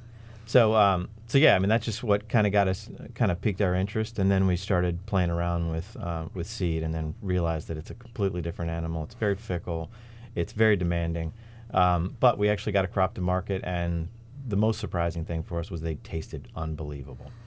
Scallops are, they're buttery, they're soft, they're sweet. They're all these things. And most people don't get to enjoy them on the half shell. They're enjoying them usually like the little, scallop medallions that they go ahead and shuck out on the boat. Yeah. So to have it whole in a shell is just a really, really unique experience. It's funny, having grown up, Peter, this as well, in the water, it is, I don't think I've ever actually seen a scallop in a shell. Yeah, well, unless you're 85 years old, you haven't had one in the bay. Yeah, right. Right. Note to self. I do feel young this morning. You'll still see the shells littered along the seashore, but they're 85-year-old shells. You said what kind of grass? Is seagrass? What kind of grass are you talking about? So over there, it's eelgrass, primarily on the coastline there. Okay. Yeah, and that had gotten decimated by the storm. The dredging and the storms? Well, the dredging, yeah. When they pulled it up all the grasses, not really realizing that they were destroying the habitat that they needed to have another generation. So it only took a few years of being, that kind of intensive dredging before it was gone. Then the hurricane came through, wiped out the last stands, and that was it. I think it's really, we should make a point that this is really important work that you guys are doing, right? Sustainability, conservation, all that stuff, right? People throw it around as buzzwords. In the restaurant business, I write about food when I'm not here on the show, and everybody wants to be sustainable. Everybody wants to show that they're being more, tapping into the green economy. But this is conservation at its core, right? You guys are bringing something back that was gone. Well, we always say that what we loved about this was it wasn't just sustainability; it was restoration. Right. It was even beyond that. It's a whole other step. It's a big step beyond. Leave it better than you found it. Than how you found it. Yeah, exactly. When you go into a grocery store, go into a market, or a fishmonger, or a butcher, or what have you. You want to know where your stuff's from. And I people know this about me. I will not buy international seafood. I only buy domestic seafood, which basically means I only eat salmon and oysters and Carolina shrimp. That's basically all I can eat because there's nothing else. A flounder. Well, we import 95% of our seafood. That's the problem. Yeah. And my theory on it is, and I've watched the shrimping decimation that's happened in South Carolina with our shrimpers. Mm-hmm. And I say to people, so you're buying Thai shrimp, you're buying Vietnamese shrimp that's grown in these nasty-ass ponds. You might want to rethink what you're doing. Yeah. And they go, oh, no, but it's in the bag. I'm like, no. Spend the money. Go down to the dock. Yeah. Go do what you got to do and support these local farmers, these local shrimpers, and this is the whole point. People bitch and complain because we don't have American jobs. Well, then stop buying crap at Walmart and stop buying bad international seafood that you have no idea what's in it. Because it's not that we're producing 5% of the seafood, that we consume. It's that we're having to export it because that's where we have markets that will pay the kind of money, that you need to make these markets work. This is the kind of stuff that matters. Look, thanks you guys. I appreciate you being here. Follow these guys on Twitter, please, at RR Oysters. You can find them at rroysters.com. You can go to Union Market. You're going to be able to go to Charleston, the old cigar factory, and find these guys. And Travis and Ryan, thank you for what you're doing. Keep doing it. Don't stop, and pass this down to your kids. Thanks for having us. Thank you for being here. Appreciate it. Good stuff. And we'll be back, guys. Thank you very much. Get social with Bill Press. Like us at facebook.com/Bill Press Show. This is The Bill Press Show.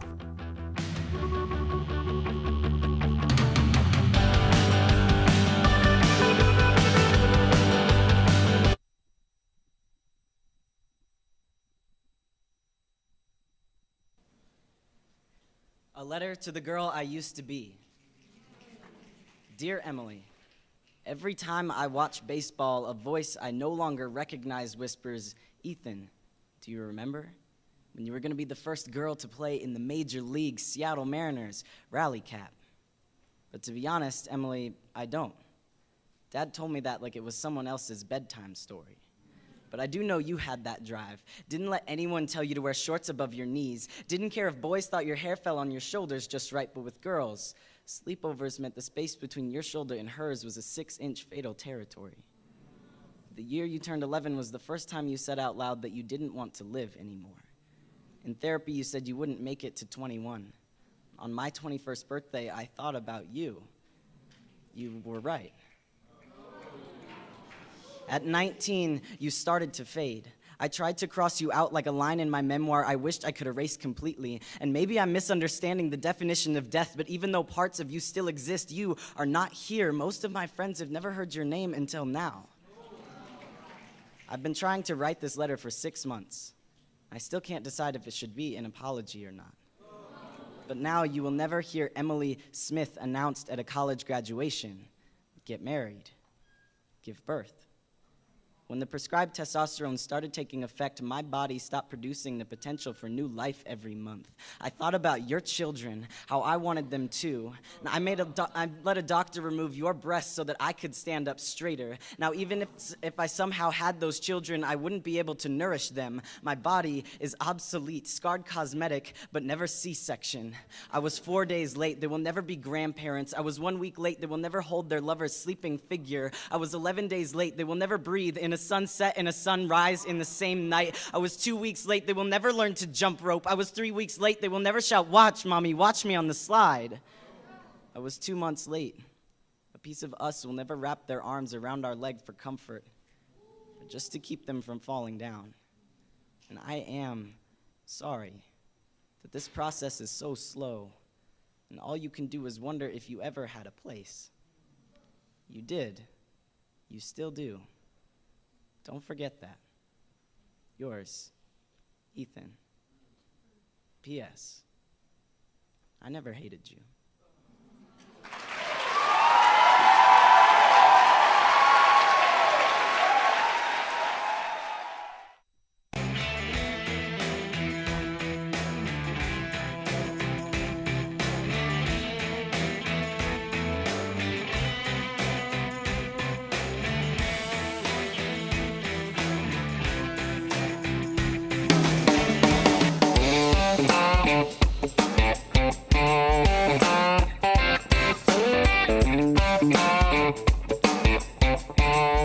This is the Bill Press Show. And it's Jimmy Williams in for Bill Press. So, you know, Peter, we've talked about a lot of things this morning. Yeah. We talked about trans people in bathrooms, oysters, scallops, Carly Fiorina. Covered a lot of ground. Lucifer. Yeah, that's right. Republic politics, Democratic politics. We talked about it all, man. Yeah. What did we cover? Me smoking pot in the bathroom in high school? No, we covered that. We did cover that, too. Yeah. What didn't we cover? I mean... By the way, I have to say, we ate those oysters during the break. Those are so good. They were beyond good. Listen, hey, if you're in D.C. or in Richmond or in Charleston, South Carolina, you can eat these oysters and you can eat these scallops. And by the way, they're going to start having South Carolina shrimp, too, I just learned. That's big news. That's actually good news. Support your local fishermen, please. We beg you. Thanks, Peter. Good job, dude. Thanks for coming in. Thanks for really letting me guest host. Appreciate it. And we'll see you on the next time. And everybody, tune in to BP Show at BP Show. And we'll see you on the follow side. Awesome. This is the Bill Press Show.